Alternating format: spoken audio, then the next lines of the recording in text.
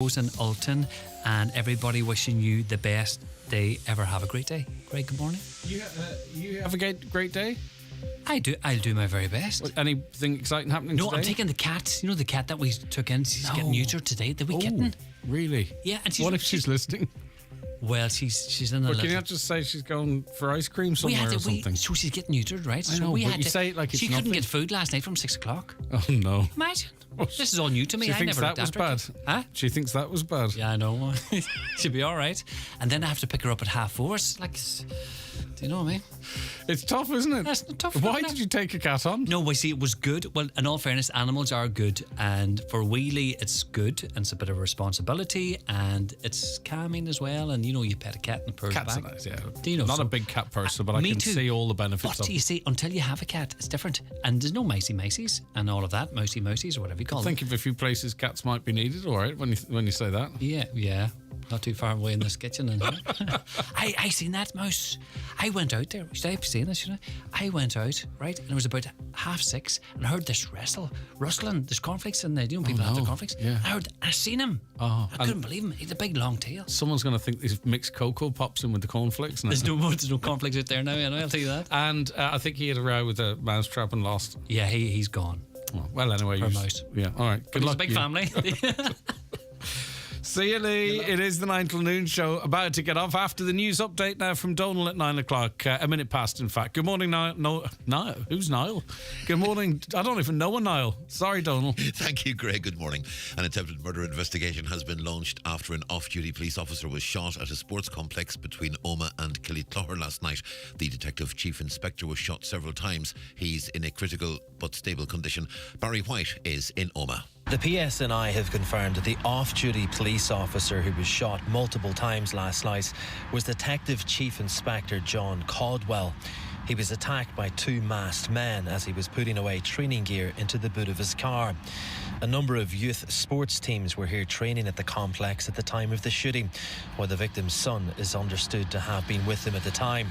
Mr. Caldwell is said to be in a critical but stable condition in hospital in Derry.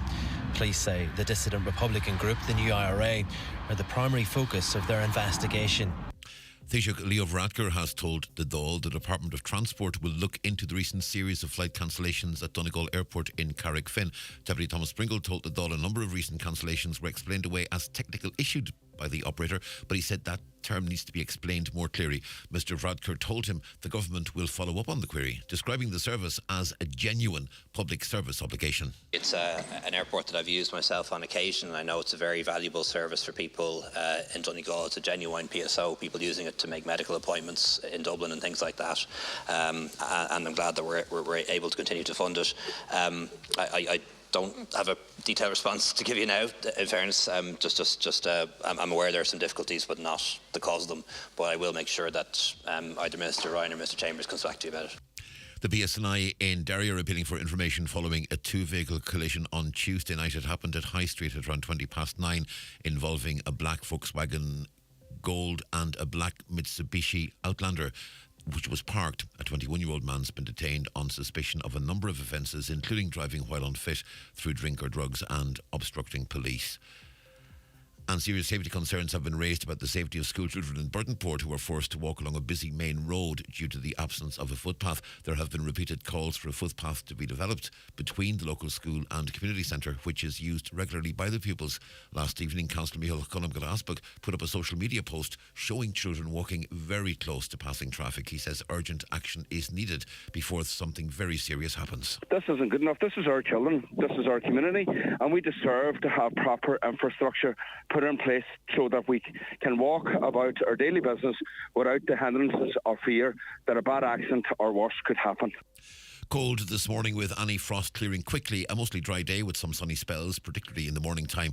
Cloud will thicken as we get into the afternoon, bringing the odd light shower. Top temperatures today 6 to 9 degrees Celsius, moderate north to northwest breezes. That's Highland Radio News. Back with news again at 10 o'clock.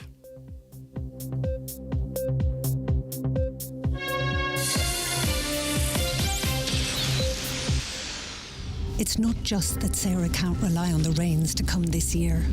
It's not just that the only water left could cost her life. It's not just that she has seen all her crops destroyed and she is struggling to feed her little boy. Like thousands of parents living in regions devastated by drought, Sarah is living in fear, and it's not just. This Lent, your help can make all the difference. Visit trocra.org or call 1-800 408 408. Trocra. Together for a just world. The county's #1 talk show, The 9 till Noon Show on Highland Radio. And now it's time for the talk of the Northwest, The 9 till Noon Show with Greg Hughes on Highland Radio. Hello, good morning. 5 minutes past 9 on this Thursday, the 23rd of February. You're very welcome along to the 9 till Noon Show, and planning to keep you informed and entertained over the next 3 hours. I hope you will agree. We want you involved in the conversation. 086 60 25,000 WhatsApps and texts, and you can use that number as well if you have any relationship questions, because Keely is back, and I think she's back for the first time this year, answering your relationship questions. So obviously, you know, sometimes it's difficult to speak to those around you. You don't want to talk to your brother or sister or your mum or dad or your best friend in case they judge you and your partner's relationship, or it could be a relationship with a sibling.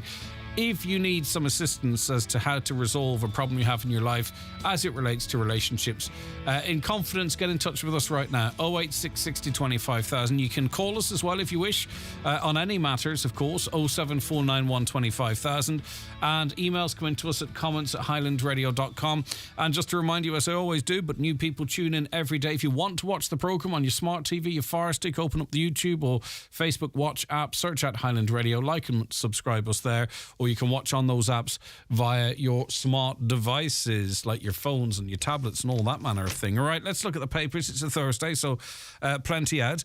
A new significant delay of up to 6 months could see the 4-lane road project running almost a year behind schedule. And this comes as no surprise to me. In my conversation with Councillor Donald Mandy Kelly, I suggested that it would be much later in the year. With information I was receiving, it's the same information clearly the paper has here. Donegal County Council has confirmed the project is delayed once again, and the entire project is not expected to be completed until autumn, around 1 year after the initial completion date. The project between the Polestar roundabout and Dry Arch roundabout was expected to be complete by the end of March. And the problems, as they have right from, it seems, the get-go surround the crossing of the river there. You'll know that shuttering that's there temporarily at the moment, and there was big delays in original plans and plans being changed and back and forth. Not everything that we know, because much of those conversations go on behind closed doors. We just suffer the inconvenience. On to the Donegal Democrat now. GEA officials and Carl Lacey are understood to be in talks regarding the future of the Donegal Academy. A fallout led to head of Academy Development Lacey and around 40 coaches quitting their positions earlier this month. It's understood County Chairman Fergus McGee has met with Lacey and further discussions are planned. McGee said he did not wish to speak publicly on the dispute, although is hopeful of commenting on the matter next week. Lacey resigned from his position almost 3 weeks ago and was followed by the entire coaching staff a week later. The 2012 Footballer of the Year cited a lack of support in his message to his fellow coaches to announce his resignation. A lot going on in that story, I'd imagine. The Tyrconnell Tribune speculates if Joe McHugh is coming back to Fine Gael or is heading back to Fine Gael. Well-informed speculation that Deputy Joe McHugh is considering rejoining the Fine Gael parliamentary party has energised the grassroots in Donegal. However, McHugh's decision will be informed by the terms of the latest mica redress scheme. But in the Donegal constituency, that tiny flicker of speculation is seen in Fine Gael circles as the clearest indication yet that McHugh may be tempted to run for election once more, especially given the fact that no obvious runners have raised their heads. Would he? I don't know. I mean, what would be in it for him? I think he made a sound decision in the one that he did. But anyway, and also, really, I can't see the new terms of the mica redress scheme satisfying those affected by the crises. And then at that point, would Joe McHugh return to Fine Gael if the defective concrete block movement was not happy with the scheme? I don't see it. But anyway, listen, that's the good thing about politics. We can all sort of have a bit of speculation. The national media is giving a different spin to McHugh's decision to retire, saying this will give Charlie McConalogue a real chance of holding on to his seat. And since Fianna Fáil and Fine Gael are now really close friends for the first time ever, and I'm reading here, their transfers can be expected to travel in much bigger numbers, contrary to the previous 31 general elections since 1922. All right, much more speculation on that. Informed speculation, it has to be said, in that paper today. The Derry News tells us that a protest has been held at the site of one of Derry's most notorious potholes. As it emerged, there are over almost 67,000 official potholes across the north. Can you imagine? They're actually counting them. According to recent government data analysed by CompareNI.com, 7,076 of those are in the Derry City and Strabane District Council area, although this figure is actually a slight decrease from 2021. Potholes are causing widespread damage for drivers. Quite a bit of information. I wonder, do we have in the Republic, in Donegal, do they know how many potholes there are? And a protest at a pothole, that would be something interesting to see. The Irish Independent this morning. A leading bank is in contact with Gardaí as part of an investigation into an alleged fraud scandal involving a retired GEA star. Sources at the Irish bank confirmed they have been engaging with members of the Garda National Economic Crime Bureau since details of all the allegations against the man emerged. It's understood Gardaí are now carrying out inquiries regarding the former player's financial history and previous dealings with banks. Gardaí yesterday arrested the man under Section 6 of the Criminal Justice Offences Act, and he can be held for questioning for up to 24 hours. And perhaps people now are starting to put two and two together. Gardaí in the Eastern region have arrested a male in relation to an ongoing investigation into alleged fraud, a spokesperson said. And Garda Síochána does not comment on named persons. Another poll out front of the Irish Times this morning and shows that... it's a poll of the popularity of political parties. Sinn Féin are at 35%. They're unchanged in 4 months. Fine Gael at 22%. They're unchanged over the last 4 months. Fianna Fáil, they're down 3%. So a significant drop for them since Micheál Martin took over as Taoiseach. The Green Party, they are as you were at 4%.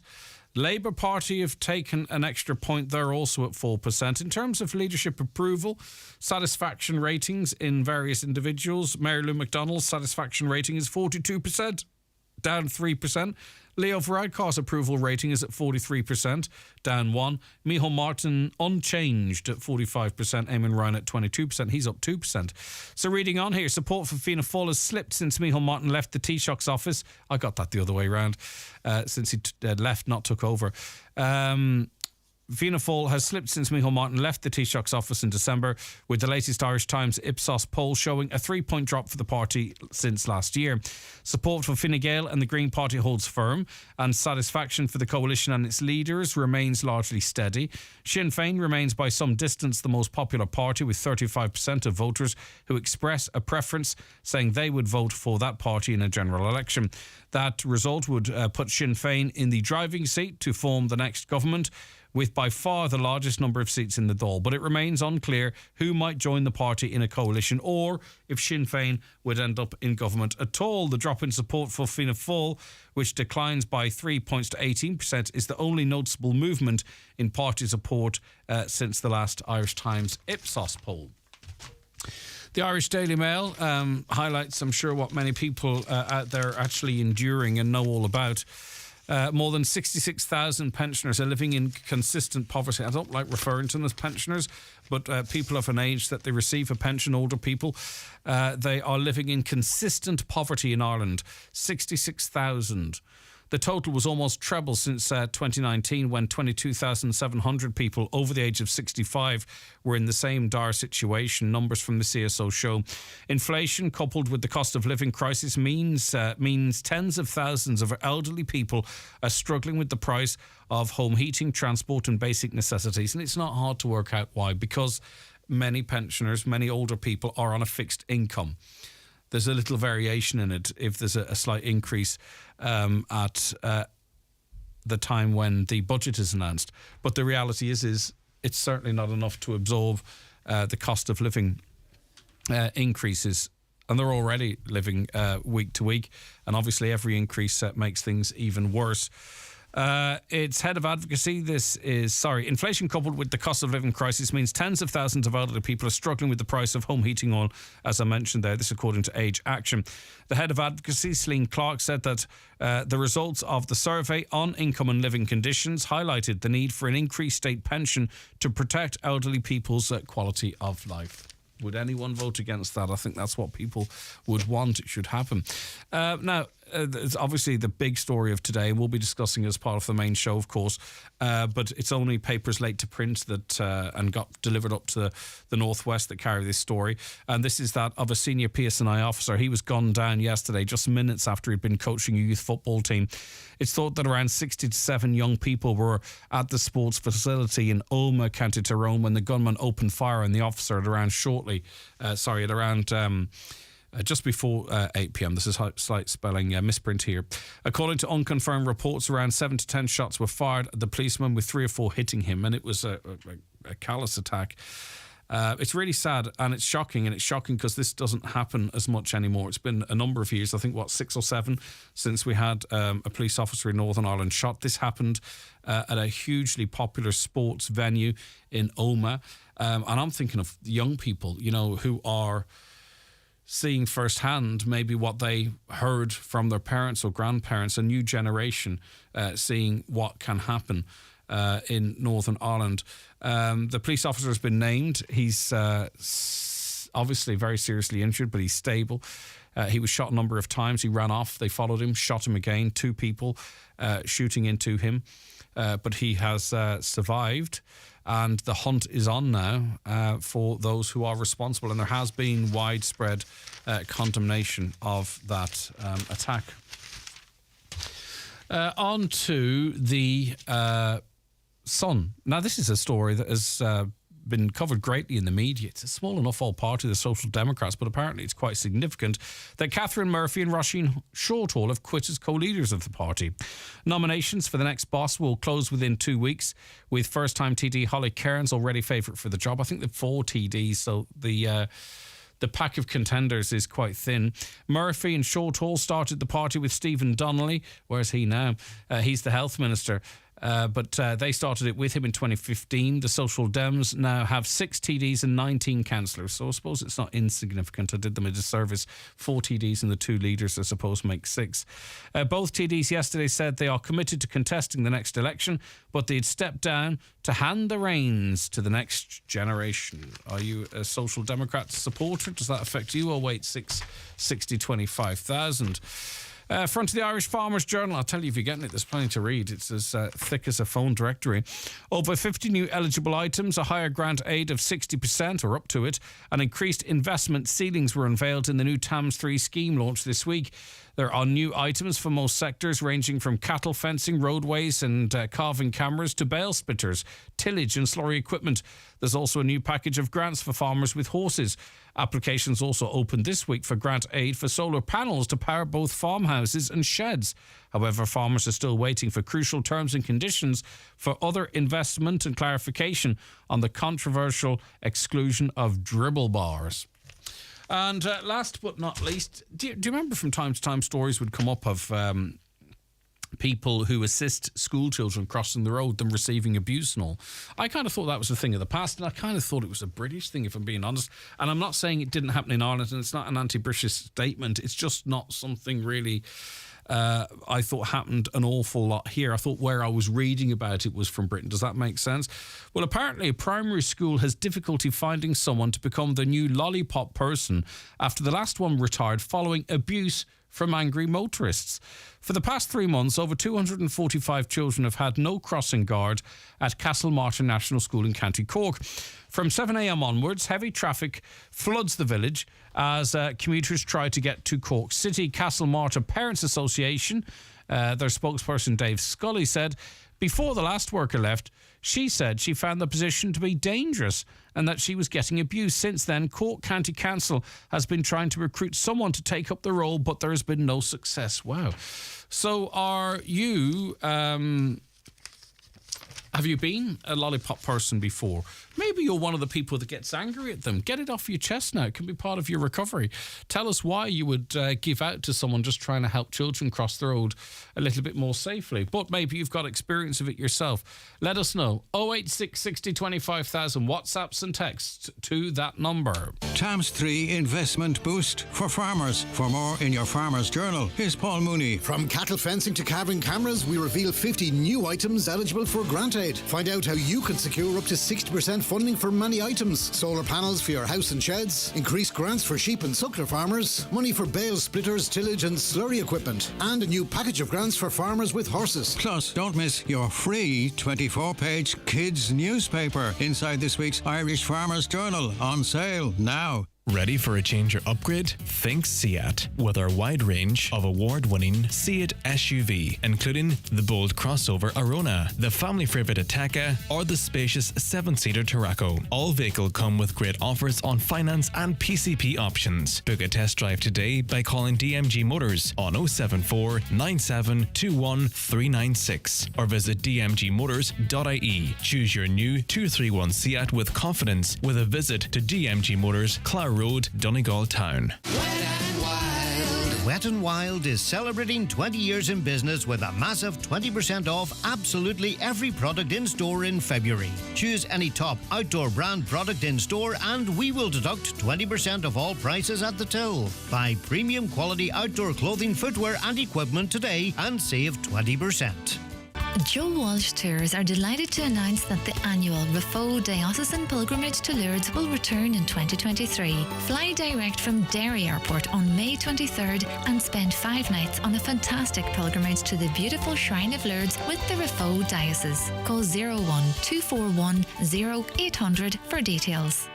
Guess what? What? Larkins of New Mills are offering an early bird special for only $6.95 Monday to Friday from 12 p.m. to 4 p.m. A full menu is available 7 days per week along with daily lunch specials. Call in any time to Larkins of New Mills or phone 074 91 266 97 and let our family look after yours. The 9 till noon show with Letterkenny Credit Union, now offering mortgages from €40,000 to €600,000 with no hidden fees or transaction charges. Letterkenny Credit Union, 9102127. Now, across the water, a number of supermarkets are introducing limits on the purchase of some fruits and veg. Morrison's and Asda have reported problems with supplies of things like tomatoes, peppers and broccoli because of bad weather in Spain and North Africa. Are we going to see the same here? Barry Murphy's a news reporter with the Irish Farmer's Journal. He joins us now. Morning, Barry. Morning, Greg. Thanks Good for having to have us you on the programme. Right, what is the Irish retailers saying? Because I presume we all draw from the same international markets. We do indeed, and you mentioned there some UK supermarkets. What it is, I suppose, a problem in Ireland as well. There's been some shortages in the last week of tomatoes and cucumbers in particular, and I suppose the IFA kind of hit the nail on the head last night or yesterday when they were out with a comment saying that, look, it's I suppose a symptom of a broken food supply chain is how they're describing it, with an imbalance of power between, say, the horticultural grower, the farmer, the middleman, the packer or the wholesaler, and then the retailer. And they're saying it's a symptom of that, that's led to these shortages. But I suppose the crux of it is, and as you said there, it's been about bad weather there in Spain, Italy and Morocco, and they'd be countries that we traditionally would import the likes of tomatoes and cucumbers from. When we kind of ramp up our own supply there, I suppose it'll come on stream about the middle of next month and into April and May before we see any big volumes. Well, at that stage, we still only, I suppose, supply about 55% of our cucumbers and tomatoes. So we're very heavily dependent on kind of importing those products because I suppose we don't have the climate to grow them here. But in the first week of January, there was a bout of heavy frost in Spain in particular, and in some parts of southern Spain, there was snow on the ground even, so unusual for that part of the world and for that part of the year. And what it did was it really hit the tomato and cucumber crops, and the ripple effect of that is now when they should be ripe 6 to 7 weeks later, the supply isn't there.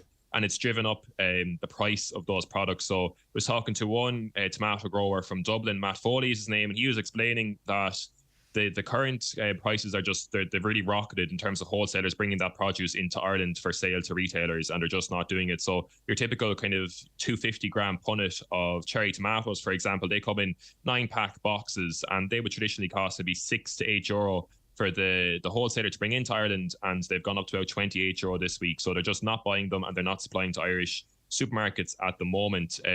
But it is a symptom, as I said, the IFA are saying it's a broken supply chain, and it's not looking good for Irish producers here either over the coming weeks and months. Why is that? Well, again, I suppose, look, it's reflective of the inflationary economy at the moment. They've really been hit hard with the likes of gas prices, for example, and rising electricity costs and the rising cost of labour and so on. I was talking to another producer there, Shane Halpin.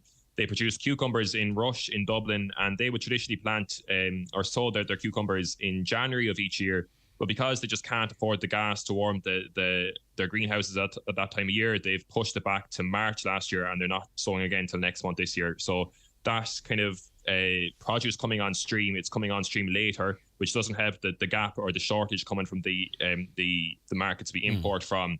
And they're saying, look, it's all looking towards kind of, an era of cheap food coming to an end. They simply can't afford to stay producing at the levels they are, and that they're having to produce later in the year and to some extent produce lower volumes.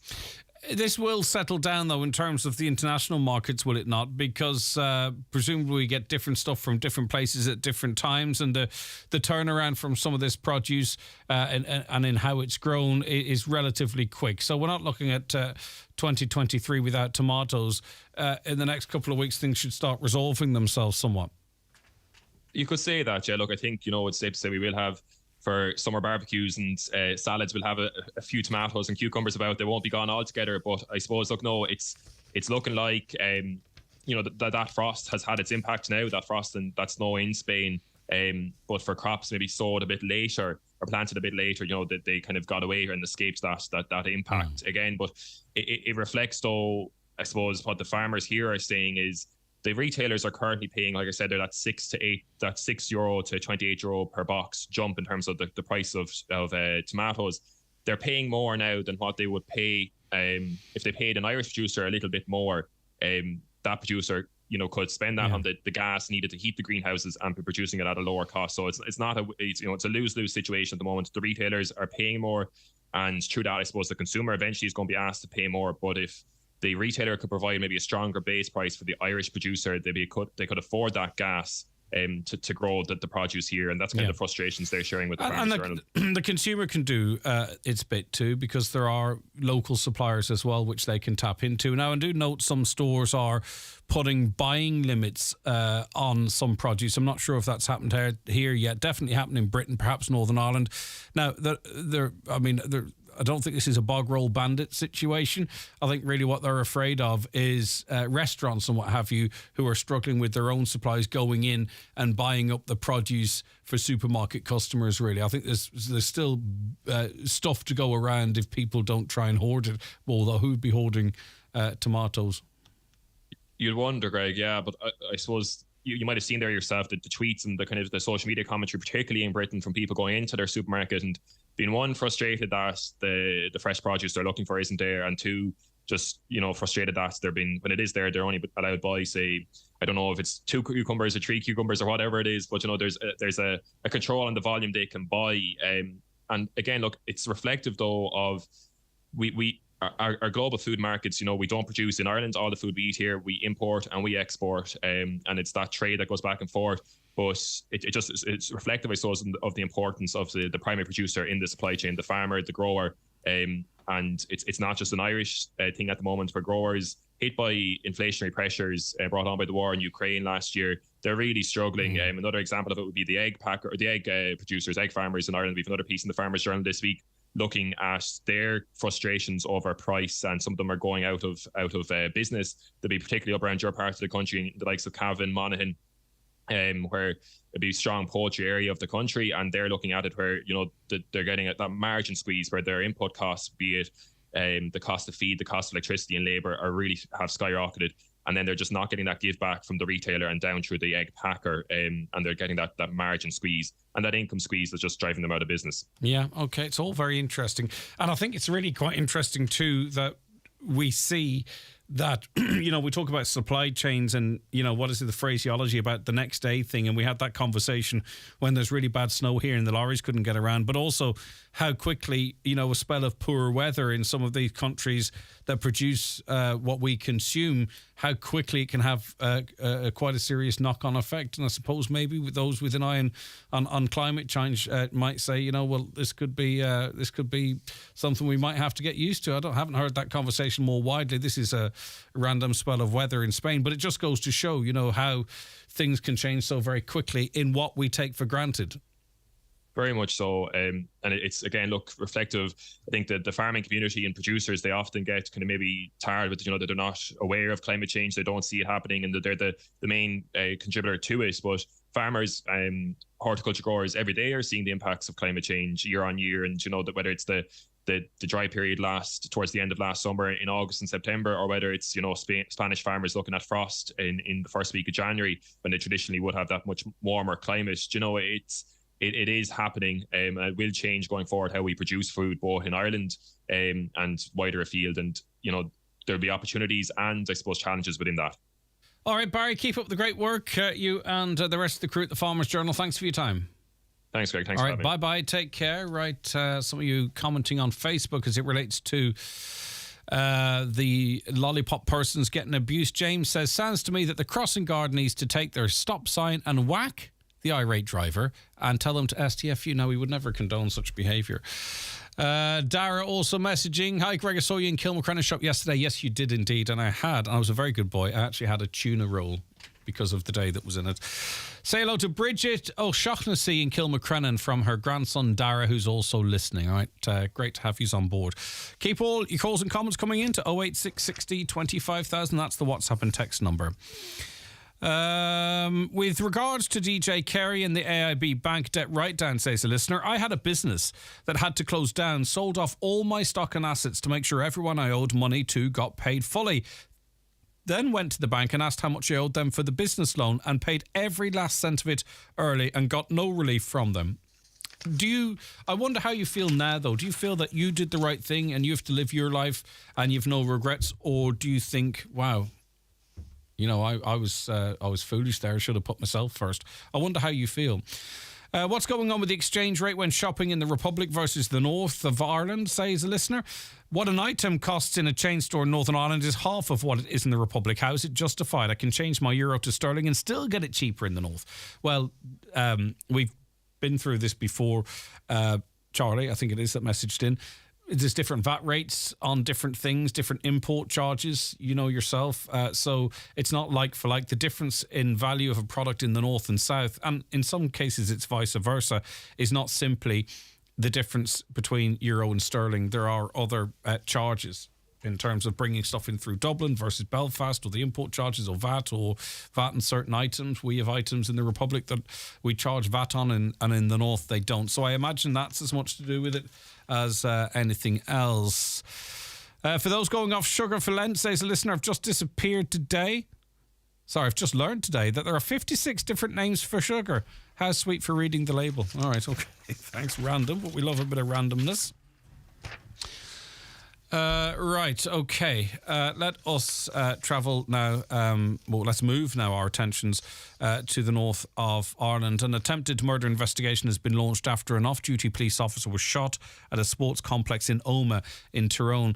Detective Chief Inspector John Caldwell was hit multiple times by two gunmen after coaching young people at football, and police said he was putting balls in the back of his car at around 8 p.m, accompanied by his young son. He remains in a critical but stable condition at Altnagelvin Hospital. There's been widespread condemnation of this crime. Councillor Errol Thompson joins us now. And it's awful, Errol, isn't it, that we're talking about an incident like this again, and particularly, I imagine for you, as you would be, have known John for a long time as well. Yeah, thank you for letting me on this morning. First of all, I would like to totally condemn this savage act of terrorism against John Caldwell, and the fact that it was done in front of so many children is really put violent republicanism beyond the pale at this time. I have known John Caldwell from he was about 13 years of age. I know him and his family very well, and I would call myself a personal friend of John's. And I was saying a little earlier on, it's awful, isn't it? An awful lot of young people at this very popular complex. It's awful, isn't it, that they're having to witness and wake up this morning to events that are of the past, or we hope they were of the past, that their parents may have related to them, or their grandparents. A new generation of young Northern Irish people from all different communities at this complex being faced with, what a lot of us are so familiar with, Errol. We really hoped it was just a thing of the past. Yeah, we all hope that. I suppose growing up in the town of Omagh, I've experienced a fair bit of terrorism that has affected our town over the years. I think particularly of 1998 with the Omagh bomb and everything that happened before that. From 1970 on, I'm old enough to remember all of that. And then obviously in 2011, the murder not too far away from the scene of this last night's incident, the murder of Constable Roland Kerr. I was one of the first on the scene after that incident, and I was there last night after this one, and I was there this morning again. It's a very traumatic experience for all those young children, and especially his young son, who was with him at the time, and he was attacked. There's no doubt this was an attempted assassination, given the description of what went on, that both of the assailants fired their weapons. John ran off, fell to the ground. They continued to fire their weapons at him. I don't think we can be in any doubt, can we, that the aim of this attack was to murder him. Can we speak, is there, maybe you even don't want to give it the time of day to talk of a motivation, but who would do this? Why would they do this? Why would they target this person in this fashion? Well, I just, my own view is that there's still people out there, and the finger in Omagh here this morning, and we're all in a state of shock and disbelief, and quite a bit of anger as well. And that finger is firmly being pointed at violent republicanism at this time. I mean, we're no strangers to that. As I've mentioned, the previous incidents we've had in this town. And I welcome what Orla Begley MP has said this morning, and I would encourage anybody.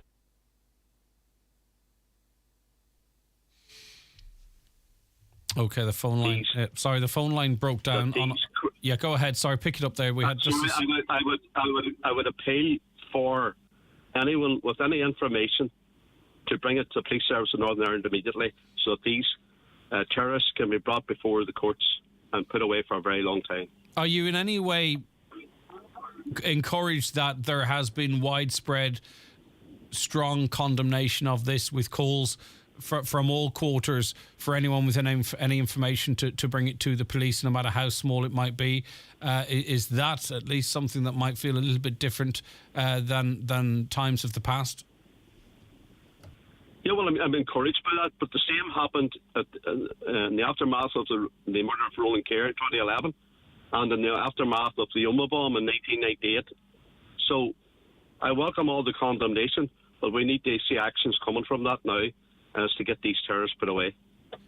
And very finally, is there any update on John Caldwell's condition at this time? Well, I suppose all we can do is the official line at the minute is that he's critical but stable, and I hope and I'm praying very hard that John will make a full recovery from this terrible situation that he's in, and we pray for his family circle at this time as well.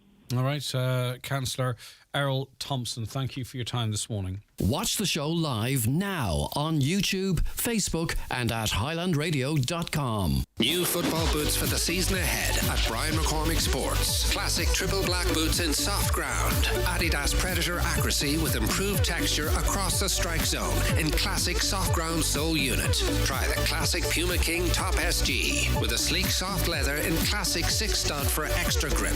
Get back to training with all your essentials, shorts, socks, gum shield and kit bag. Brian McCormick Sports, Main Street, Letterkenny. Click bmcsports.ie.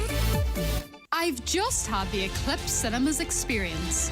Wow, they truly have taken a night at the movies to a whole new level. Amazing recliner chairs, director's lounge VIP rooms, pizza and hot food served to your seat. Have a glass of wine and enjoy the film on the big screen. Try it for yourself at Eclipse Cinemas Bundoran and Lifford Strabane, where the stars shine brighter. By the way, the pizzas are amazing. You can book your seat anytime at eclipsecinemas.ie.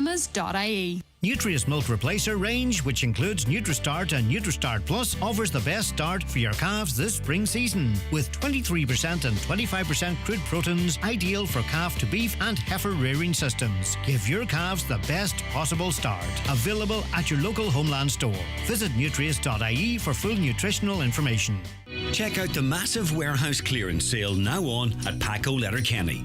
Up to 70% off printed dresses, activewear jackets, comfort leggings, quilted gilets and regatta. Don't miss out on this one-off massive warehouse clearance sale now on at Paco in Letterkenny Retail Park. Are you building a new home or renovating? Here at McDade's Bathroom Plumbing and Tiles Buncrana, we have a wide selection of high-quality bathroom fixtures and tiles and expert plumbing services. We make the process easy and stress-free. We understand the importance of staying within budget, which is why we offer competitive pricing and financing options to make your bathroom renovation more affordable. McDade's Bathroom Plumbing and Tiles Buncrana. Our team of experts will help you every step of the way. The 9 till noon show with Letterkenny Credit Union. Simplify your debts with a debt consolidation loan from Letterkenny Credit Union. Call us on 074 910 2126 or apply online via our app or in office today. Now, we spent much of yesterday after the programme going through the entrance to the Community Hero Award, and it was so encouraging to read all the nominations of the amazing people around the Northwest, and I think the final touches are being put to that decision. But such was the extent of entries that we were due to announce the winner tomorrow, but I think we're going to push that back until next week, if that's okay with you guys out there. I know you took a lot of effort in nominating people. And also, too, it allows us the space, because we've another thing running at the moment as part of Irish Music Month. You know, we're big supporters of Irish music on this station, but there's a national initiative to for all stations all across the country to do as much as they can. And we were inviting people to send in their tracks to be shortlisted to a panel of 4 to be perform on this programme. Then we'll select one. You guys will select one. And they'll go forward to a national competition. I'll give you more details on that later, but the 4 finalists are going to be announced on the programme tomorrow. Now, I was just waiting there until such time as Liam Kelly, the chair of the Police Federation for Northern Ireland, was ready to speak to us, and he is now. Liam, good morning to you. I'm sorry to be speaking to you in this context following this awful attack in Omagh last night. Yes, good morning. Yeah, I mean, an absolutely cold-blooded, callous attack on an off-duty officer involved in community activities. Absolute disgrace, deplorable. And I want to make this appeal to the community here in Northern Ireland. Please help the PSNI identify who the perpetrators were of this, so we can put them behind bars where they belong.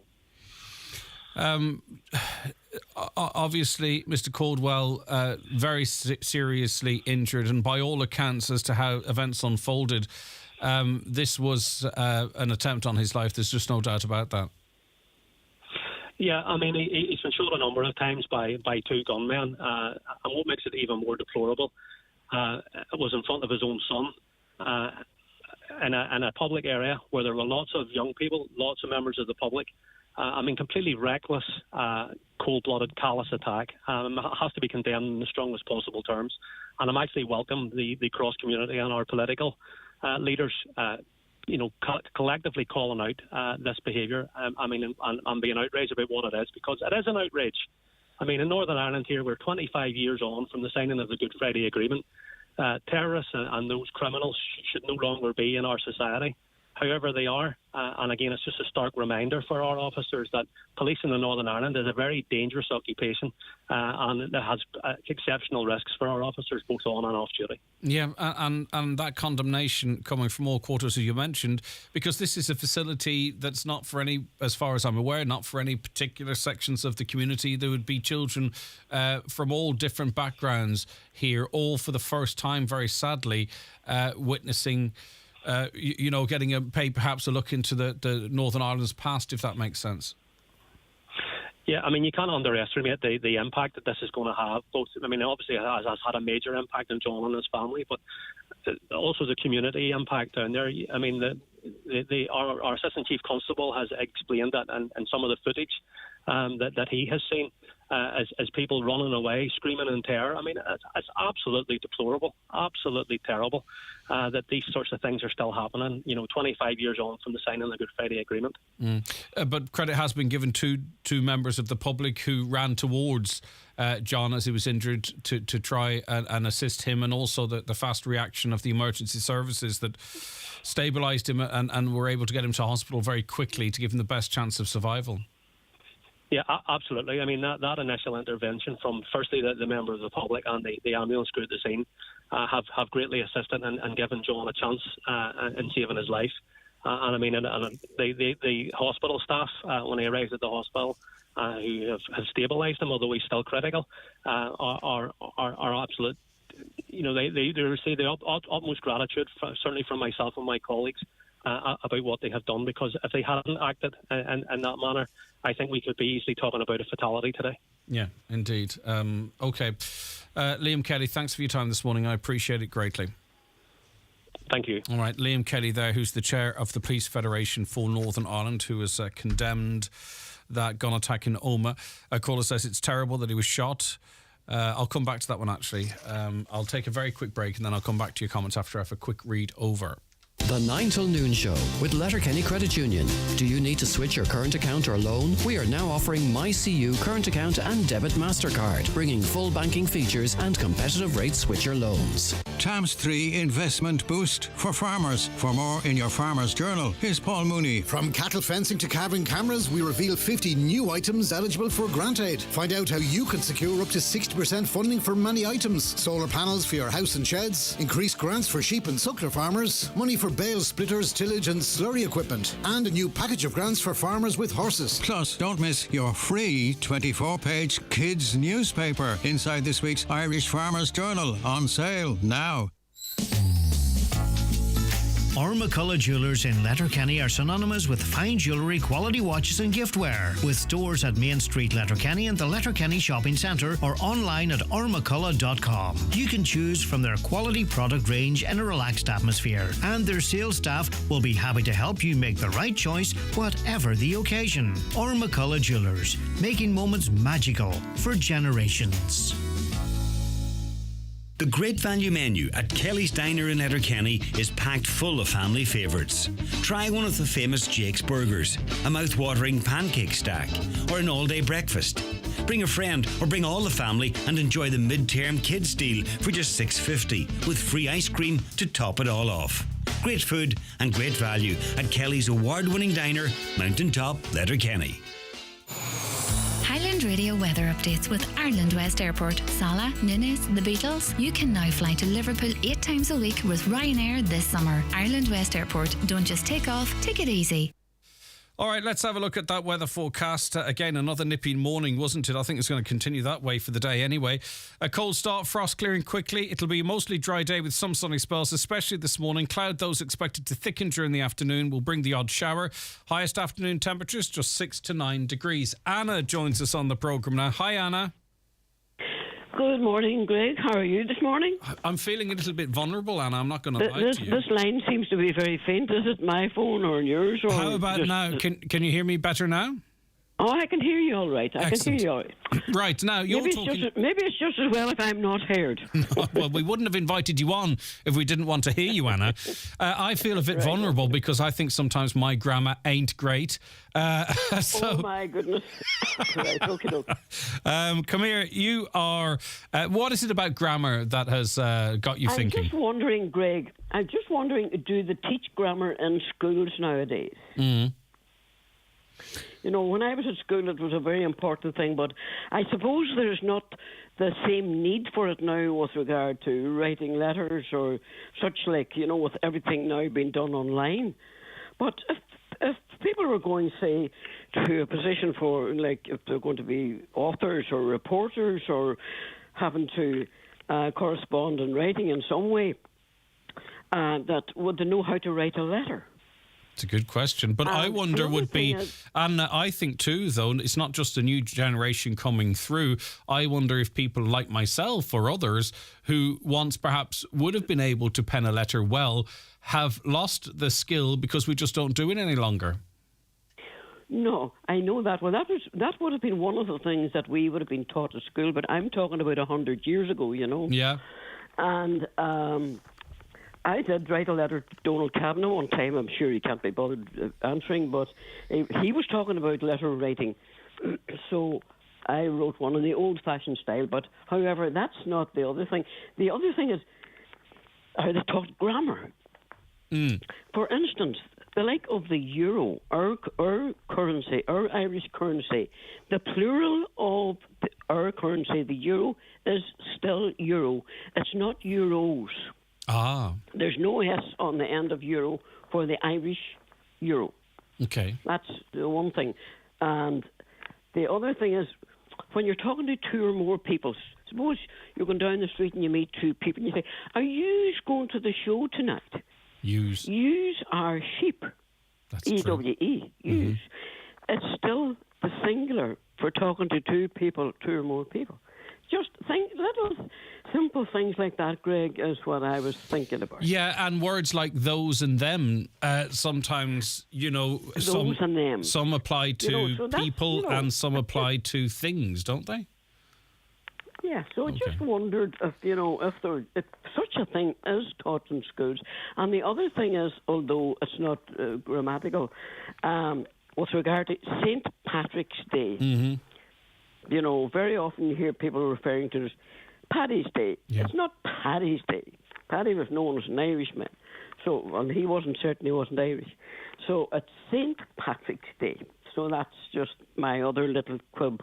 Yeah, but I noticed too in conversations with young people, Anna, that, you know, they will say, do you want me, shall I put this in the trash?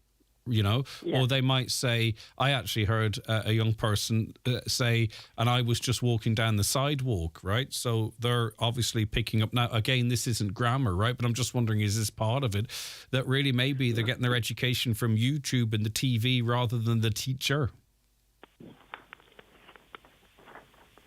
What do you think of that, Anna? Well, I'm not sure. The line is a little bit faint, Greg, or maybe it's just my hearing. No, it probably is the line. But what I'm saying is we're starting to see a lot of Americanisms coming into, you know, general language. Does that bother you? Oh, perhaps that's part of it. Anything else that annoys you on a day-to-day basis that we say casual? I suspect maybe sometimes I can be a bit casual with how I speak. Lots of us do. But is it something that you spot almost in every conversation now?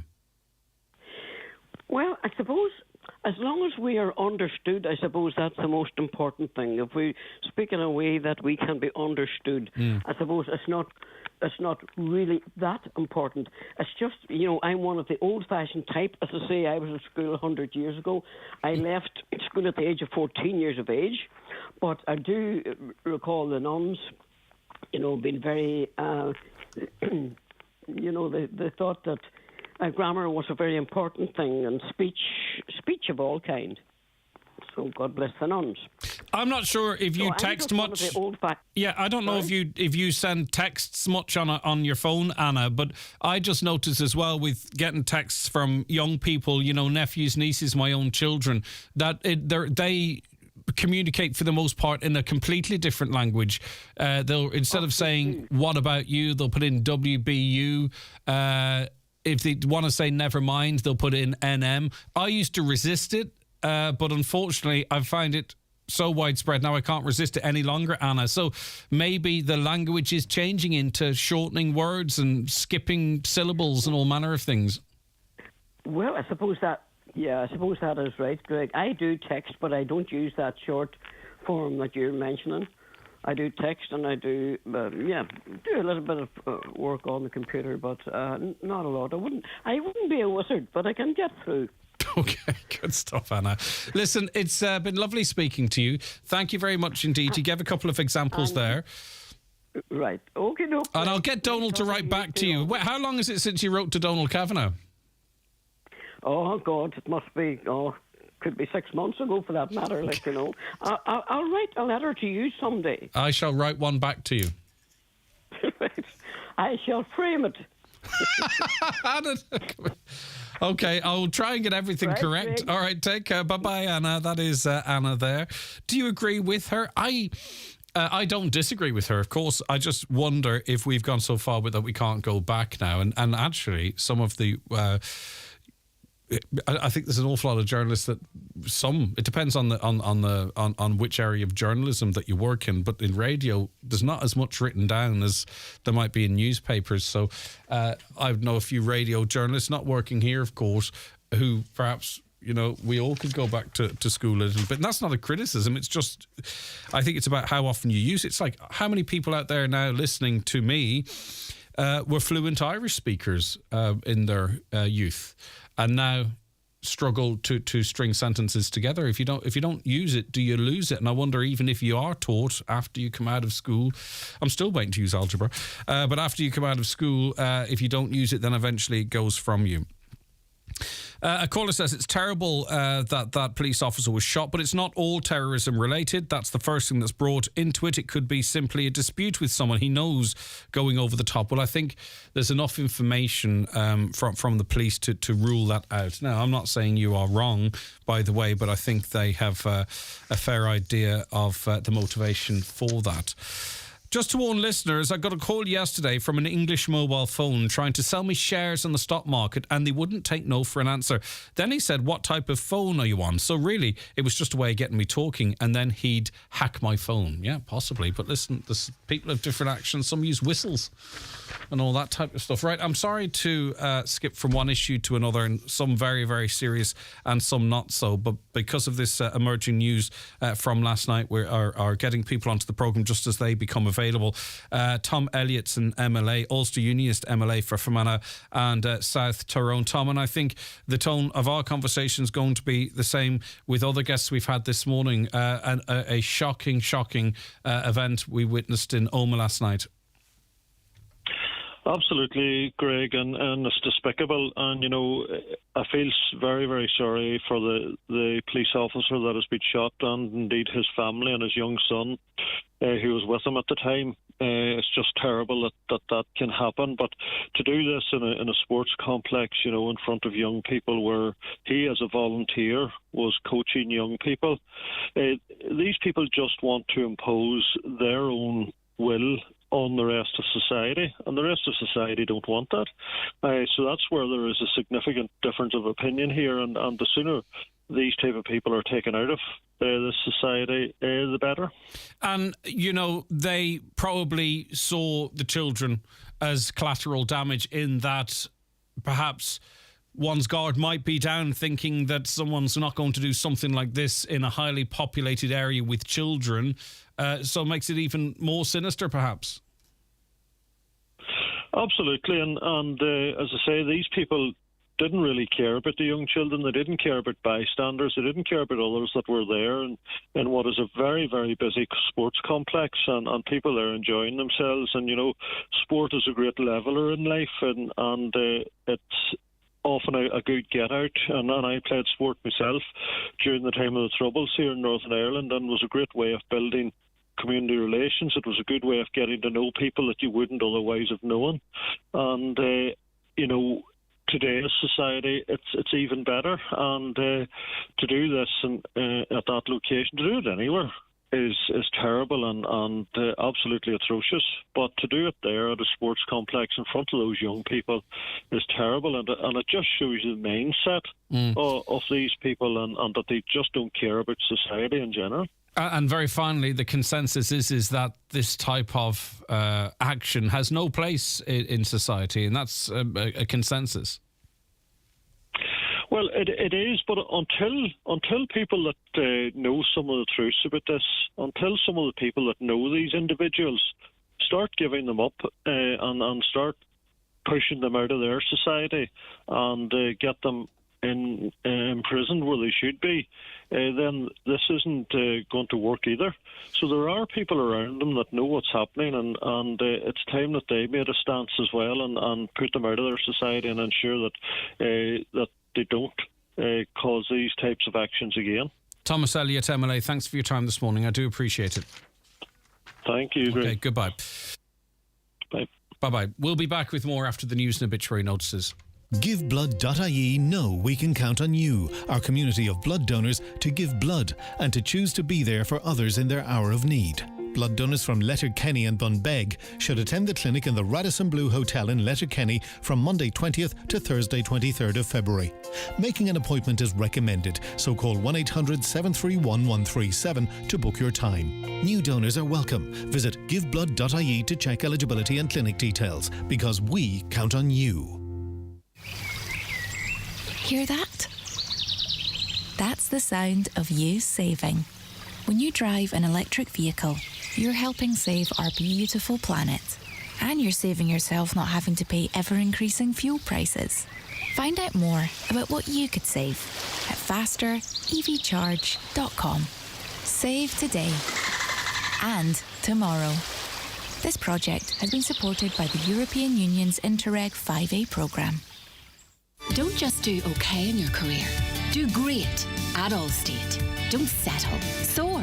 Don't procrastinate. Innovate. Don't do mediocre. Do magnificent. At Allstate. Great work, great life, great people. Where great opportunities await. Search Allstate NI Careers today. The 9 till noon show is brought to you by Letterkenny Credit Union, offering low-rate car loans with fast approval. Apply online at letterkennycu.ie or in office today. Live, on air, online and on the Highland Radio app. This is Highland Radio News. Good morning, it's Donna Marie Darley with the news at 10 o'clock. An attempted murder investigation has been launched after an off-duty police officer was shot at a sports complex in County Tyrone last night. The senior officer was shot several times. Barry White has more from Oma. The PSNI have confirmed that the off-duty police officer who was shot multiple times last night was Detective Chief Inspector John Caldwell.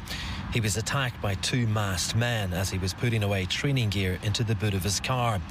A number of youth sports teams were here training at the complex at the time of the shooting, while the victim's son is understood to have been with him at the time. Mr. Caldwell is said to be in a critical but stable condition in hospital in Derry. Police say the dissident Republican group, the New IRA, are the primary focus of their investigation. President Michael D. Higgins says the act will be condemned by all those who believe in democracy. Meanwhile, the Taoiseach described the gun attack on Detective Inspector John Caldwell as depraved.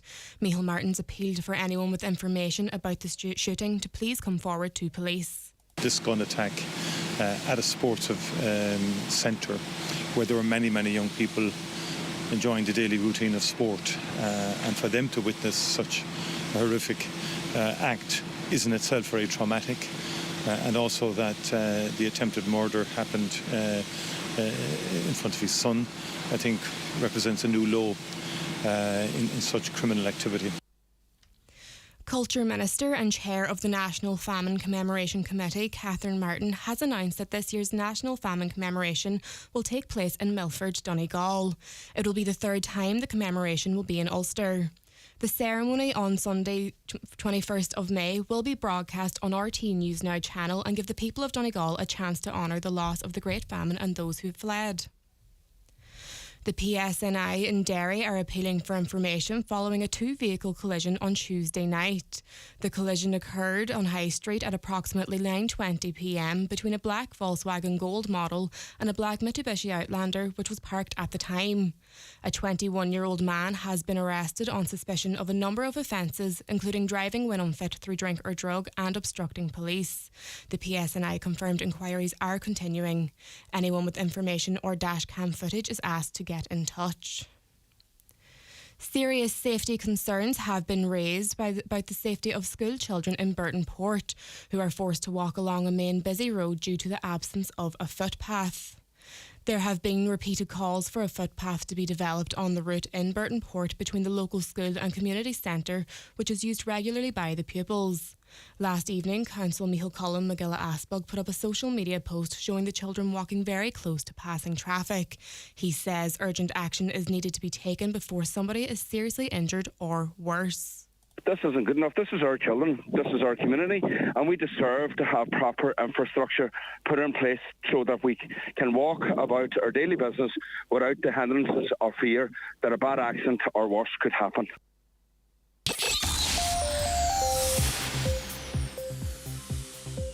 And now for this morning's weather, a cold start with any frost clearing quite quickly this morning. It will be mostly dry all day with some sunny spells. However, cloud is expected to thicken during the afternoon and bring the odd light shower. Highest afternoon temperatures of between 6 and 9 degrees in moderate north to northwest breezes. That's all for now. We will be back again with more news headlines at 11 o'clock. The obituary notices for this Thursday morning, the 23rd of February. The death has occurred of Moya Gallagher, Nae McGinty, Ballybobaneen, Clohan. Moya's remains will repose at her late residence from 11 o'clock this morning. Requiem Mass on Saturday morning at 11 in Our Lady of Perpetual Succor Church, Glenfin, with interment afterwards in Kiltyvogue Cemetery. Rosary nightly at 9 with family time, please, from 10 p.m. to 11 a.m. and on the morning of the funeral.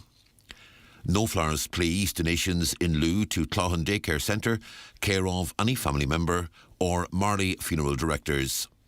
Requiem Mass can be viewed on mcnmedia.tv. The death has taken place of Margaret Rose Sheridan, Glen Cross, Rathmullen. Her remains will repose at her home from 6 o'clock this evening. Funeral Mass on Saturday morning at 11 in St Catherine's Church, Auchterlin, with burial afterwards in Rathmullen Cemetery. The death has occurred in Dumbarton, Scotland, of Iris Cinnamond, née Wallace, formerly of Glenalla, Milford. Her remains will arrive at St Columkille's Church of Ireland, Glenalla, this evening at approximately 5 o'clock to repose overnight. Funeral service tomorrow afternoon at 2 o'clock with burial afterwards in the adjoining cemetery. Family flowers only, please. Donations, if desired, to St Columkille's Church of Ireland, Glenalla. The death has taken place of John Charles Duffy, Ohi Galt, Drumkeen, formerly of Lower Main Street, Letterkenny.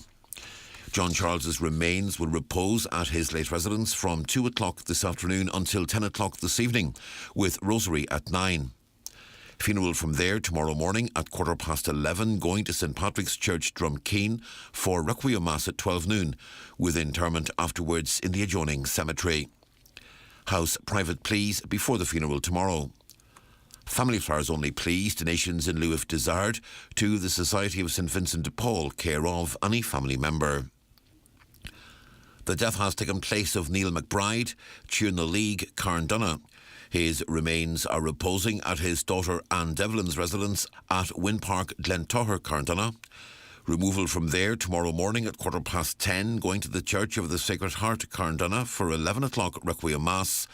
Interment afterwards in the adjoining cemetery. Family time, please, from 10 p.m. to 10 a.m. Family flowers only, please. Donations, if desired, to Beach Hill Nursing Home, care of any family member. The death has taken place of Anne Gallagher, Glasha Guidor, reposing at her late residence with Rosary at 8 o'clock.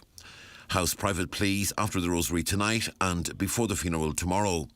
Funeral Mass in Chalk Pobble Columkill, Knockfalla, tomorrow at 12 noon, with burial afterwards in the adjoining cemetery. The funeral mass can be viewed live on Kieran Rorty Funeral Director's Facebook page. Family flowers only, please. Donations in lieu, if desired, to MS Ireland, care of any family member or Kieran Rorty Funeral Director. The death has occurred of Jim Brennan, Chapel Road, Dunlow, reposing at Midlands Funeral Home today from 12 noon with rosary at 8 o'clock. Funeral tomorrow morning in St Cronus Church, Dunlow at 11, followed by burial in Mahary Cemetery. Family flowers only, please. Donations in lieu, if desired, to Dunlow Community Hospital, care of any family member or Sean Midlin Funeral Directors. And the death has taken place of Teresa McKee, née Boyle, 134 Ballycoleman Estate, Strabane, formerly of Orchard Street, reposing at her home. Funeral from there this evening at 5:30, going to the Church of the Immaculate Conception, Strabane, for Requiem Mass tomorrow at 12 noon, followed by interment in Strabane Cemetery. The Requiem Mass can be viewed live via the parish webcam.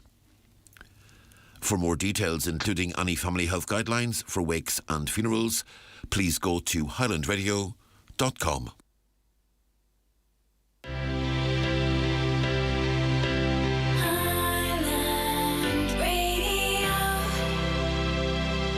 There's no better time to switch to 48. Get all data, calls and texts for $12.99 a month. And there's no contract, so you're not tied down. Plus, we're powered by 3. Switch and save at 48.ie. Monthly membership, fair usage policy of 200 gigabytes, 5,000 calls and texts, and terms and conditions apply. One-time activation fee of $12.99. See 48.ie. You're very welcome back to the 9 till noon show. Coming up in the last hour, we'll be answering your relationship questions with expert Keeley. So any questions, get them into us, 086 60 25,000. It's good to have you listening.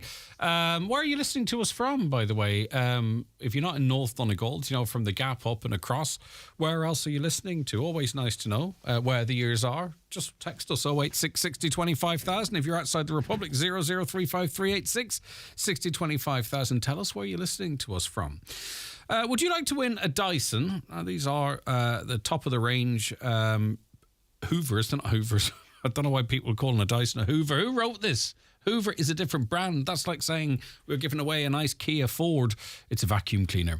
We've teamed up with Irwin Expert Electrical for this fantastic giveaway. We're giving one lucky winner the chance to win a Dyson Omni Glide vacuum cleaner.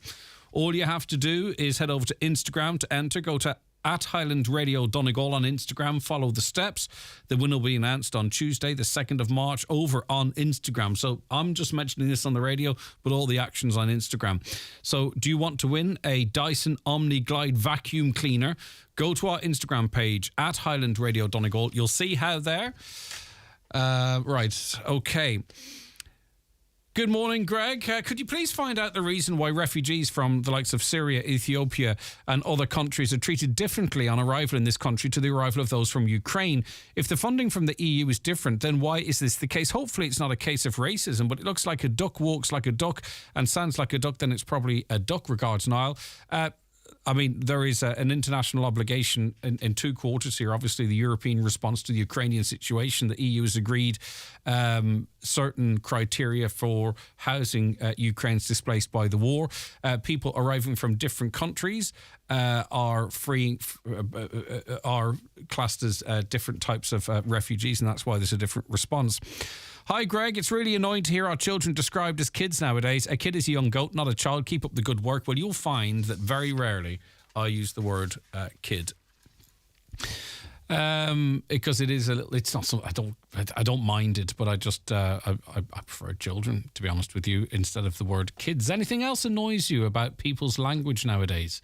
I perhaps shouldn't ask that because, as I say, sometimes I'm a bit fast and loose with how I say and describe things. But is there anything that annoys you about the way people speak at the moment? 086 60 25,000. It's not a serious conversation, of course. It's only a bit of chat. But let us know. There must be something that someone says that annoys you all of the time. And if it's me, let me know. I'll try and change. How can we have proper grammar when they're sticking a teacher in jail for defending proper grammar? Well, he's not in jail. And he wasn't in jail as it relates to proper grammar either, but I take your point. Greg, I hope and pray that Police Officer Jay Caldwell makes a full and speedy recovery. That comes in from Mary. And a couple of things I want to mention. Coffee morning is being held in the Ballyliffin Lodge and Spa tomorrow in aid of the Oncology Unit, Letterkenny University Hospital. It's from 11 a.m. to 2 p.m. A great raffle prizes as well, I'm told. So if you want a cup of coffee in the beautiful Ballyliffin Lodge and Spa, I think I was supposed to go and stay there, but never got around to it, but hopefully I will in the future. There's a coffee morning being held in the Ballyliffin Lodge and Spa tomorrow in aid of the Oncology Unit at Letterkenny University Hospital. It runs from 11 a.m. to 2 p.m. Call in. Get a cup of coffee. I presume there'll be nice buns there as well. And there's a raffle with some great prizes. Okay, that's tomorrow from 11 a.m. I'll do a couple of requests now, actually, before we take this break for the bingo numbers, because it's jackpot day, and I know you're going to be very keen to get those numbers. Let me see, where are we?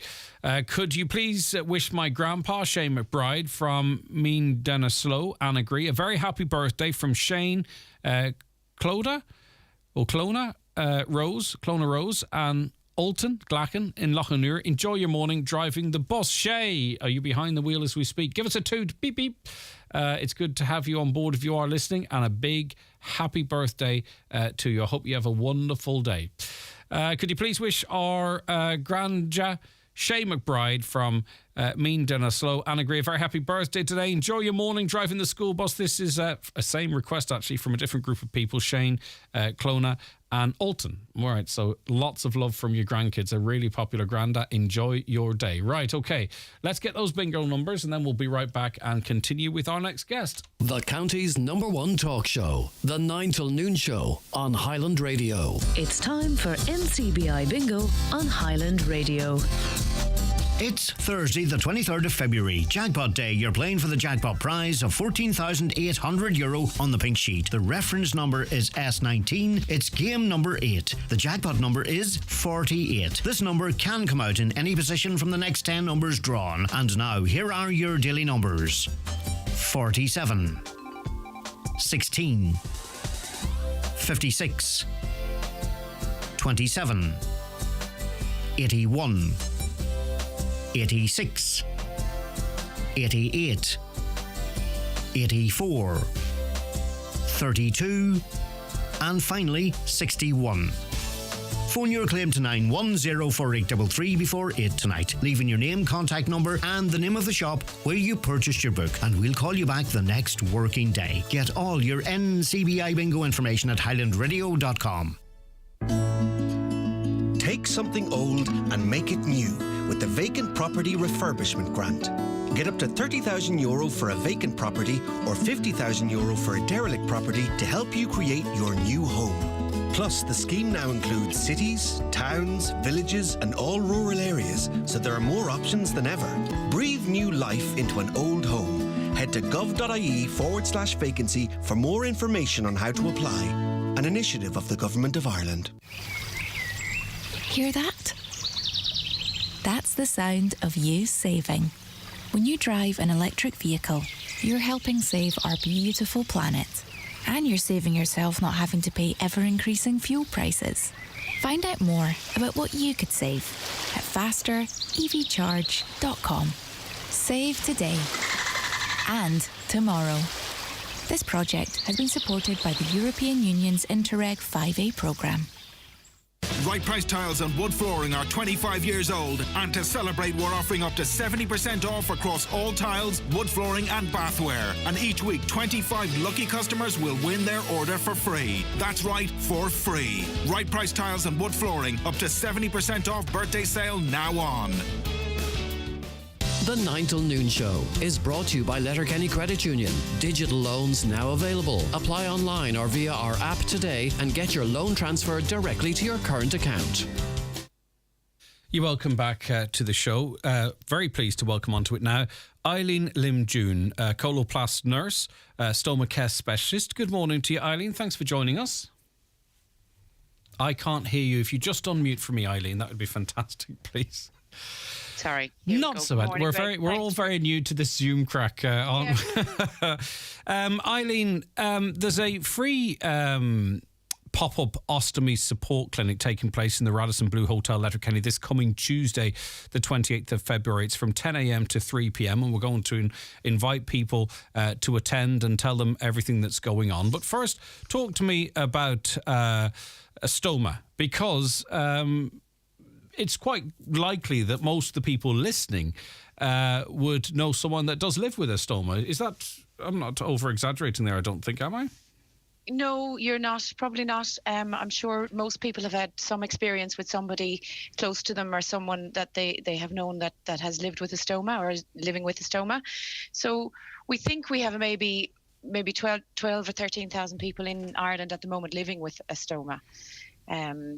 So we have, over 2,200 maybe surgeries performed every year in Ireland. So yeah, there's quite a few people out there living with them.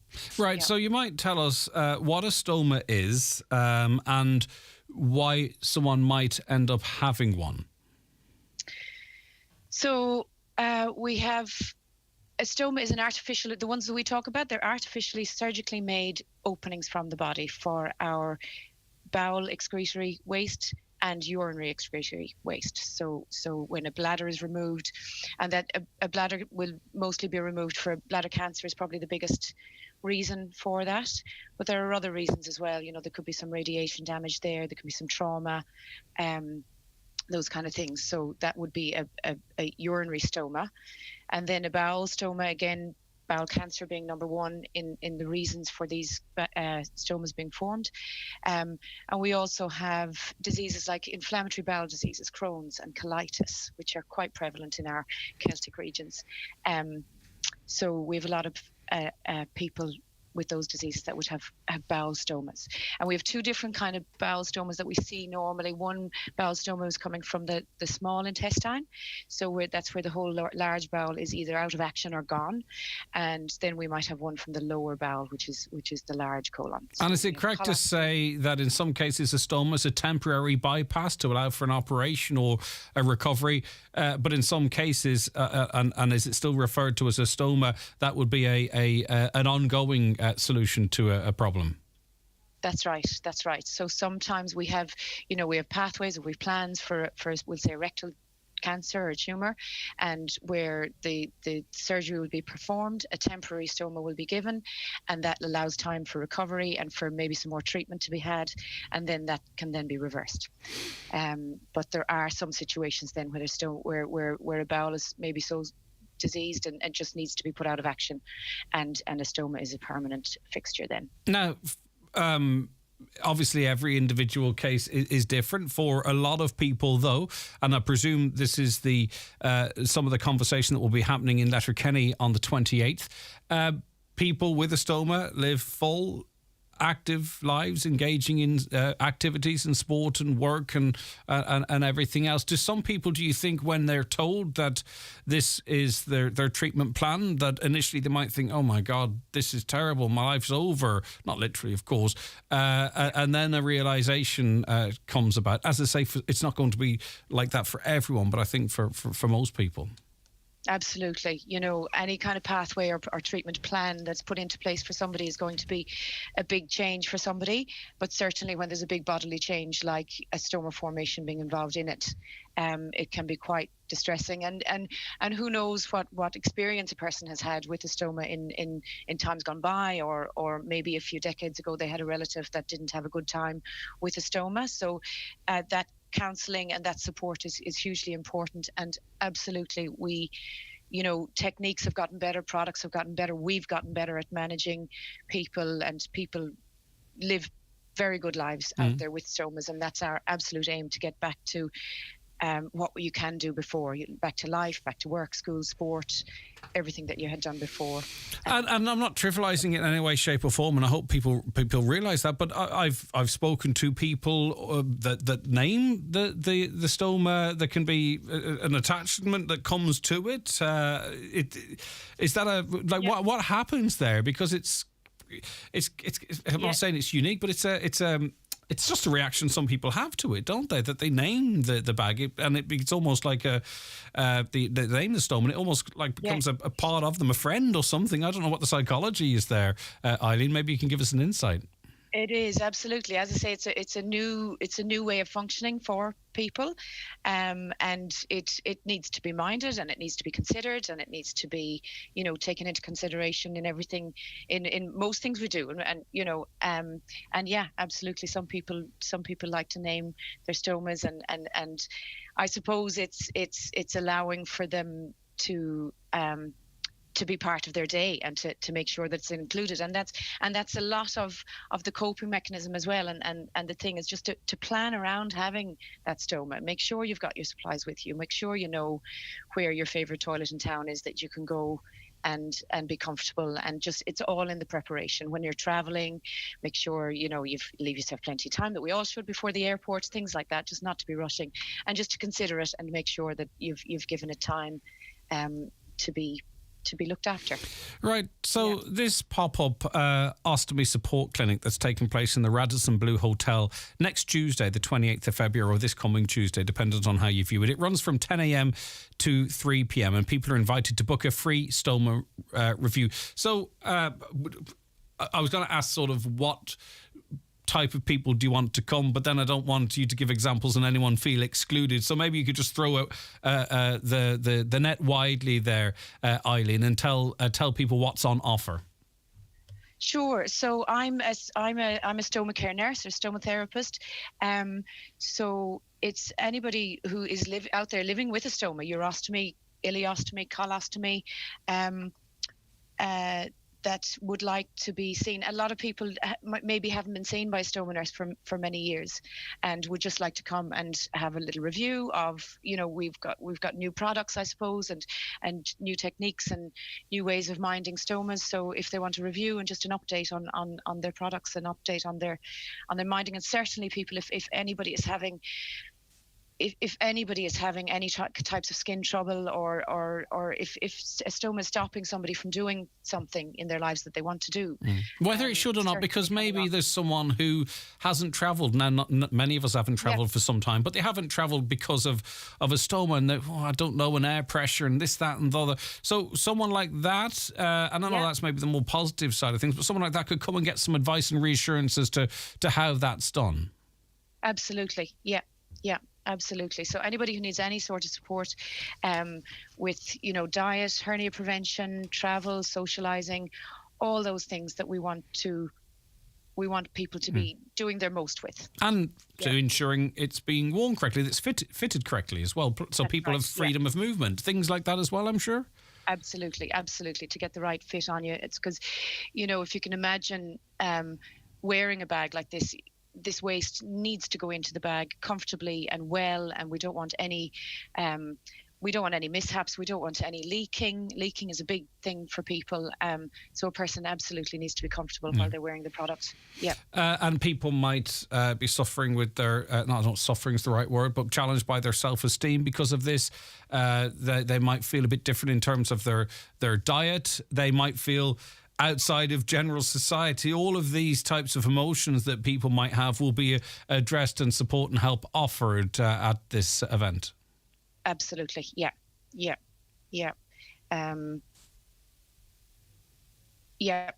There's also any support that a person can think of. Exactly. And the reason, and it's very individual, isn't it? Finally, Eileen, everyone's situation is different. People cope with things in a different way, and what's a challenge to one person might be a walk in the park for another. So it's an open invite for everyone who, no matter how they are feeling or coping or challenges they may or may not have.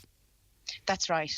Everybody's individual, and I have a lot of experience with people, and it's from people that I get my experience. So it's sharing those experiences and helping people to get along with their day-to-day lives. Yeah. Right. Absolutely. Booking is advised. You can email gbkdn@coloplast.com or call 01919 0190. Now, people know our numbers off the top of their head, I hope, at this point, because God knows I mention them enough. So if you give us a buzz, we're more than happy to pass on this contact information. Booking is advised, and that lets you know how many people will be there, and you can dedicate time and resources appropriately, so that makes sense. Eileen, anything you want to add just before we conclude? just really looking forward to coming up and meeting people. And as I say, I get so much from meeting people, and that's how we share experience and are able to help people. So please do book along. We'd love to see you on Tuesday. Yeah, and I get the impression that someone who is new to this, or someone that has had a stoma for quite some time, will benefit from this. Never any harm to have more conversation and a refresh. Absolutely. And maybe you're doing things one way that could be done better to improve your life in another. Okay, Eileen, thanks so much for your time. Take care, and we look forward to seeing you next Tuesday. Thanks so much, Greg. Goodbye. Okay, that's Eileen Lim-June, coloplast nurse, stoma care specialist. That event is on the this coming Tuesday, the 28th of February. It runs from 10 a.m. to 3 p.m. into the Radisson Blu Hotel, Letterkenny. So it's if you have a stoma, but presumably maybe it's something that is on the horizon for you. And I think lots of people would benefit from that, because either those listening or someone close to you, if you're listening, probably has a stoma. All right, we were all speaking of listening. We were asking where our listeners were listening from. It's brilliant. I was expecting people to say Kilcar, Duncanely. You know what I mean? From outside the franchise area, the North Donegal area. Listener in Malaga listening to us. Good morning. They're from Donegal. We're in Canada listening online and missing home. Well, we miss you as well. We really do. But great to know that you're listening to us in Canada. We've got listeners in the West Indies. Great to have you on board listening to us in the West Indies. I'd love to know what you're all doing out there. Maybe we could do a whole show of talking to our neighbours who now live far away. Good morning, Greg. Listening in Falkirk, Scotland, as I do all day, every day. Best radio station, bar none. P.S. Hope this grammar is correct. Anne Corrin in Falkirk. And I'm not the one that... I'm not the one to judge it, to be honest with you, because I'm terrible. Right, okay, so where are you listening to us from? 086 60 25,000 from outside the Republic, 00353 86 60 25,000. As I say, it's lovely to hear from you guys out there. Right, okay, now the 2022-2030 road safety plan has been published. We're going to be speaking to Brian O'Donnell, road safety officer with the council, on this in a moment. Watch the show live now on YouTube, Facebook and at highlandradio.com. And when I say in a mo, I mean in a moment. The world awaits you. Make that dream your next adventure. Cruise the Caribbean. Sail from Crete to Corsica. Soak in Santorini sunsets. Dine on the shores of the Indian Ocean. Stroll through cobbled streets for hidden gems, or bring the little ones to a magical wonderland. Trust the award-winning Atlantic Travel to guide your next adventure. Step through our doorway to the world. Atlantic Travel, Letterkenny. Your local credit union has become aware of a text and email scam claiming to be from Credit Union, stating that accounts have been placed on hold and asking the recipient to click on a link to verify their account. If you get such a text or email, please do not click on the link. Similarly, if you receive a phone call requesting your credit union details or suggesting your account has been scammed, please do not engage and hang up immediately. If you are in any doubt about any message you receive in relation to your credit union account, please contact your local credit union directly. Are you building, moving or renovating in 2023? Think Irwin's Expert Electrical for all your home appliances, big and small. With our layaway service, you can secure your products now with a deposit until you're ready to collect or have them delivered. Irwin Expert Electrical, Letterkenny and Buncrana. For great nights in, choose Centra and choose great big savings while you're at it. Choose a selected sharing bag of crisps, one Cadbury chocolate pouch and one 7-Up Pepsi or Club 1.25 litre, all three for €5. Whether it's a big game, movie or box set, make it a great night in with Centra. Centra. Live every day. Are you involved in a digital project in your town or community? Would you like to share in a €100,000 prize fund? The .ie Digital Town Awards shine a light on the achievements of local towns for digital projects in health, education, tourism and community. To enter the .ie Digital Town Awards, visit weare.ie. Terms and conditions apply. The 9 till noon show with Letterkenny Credit Union, now offering mortgages from €40,000 to €600,000 with no hidden fees or transaction charges.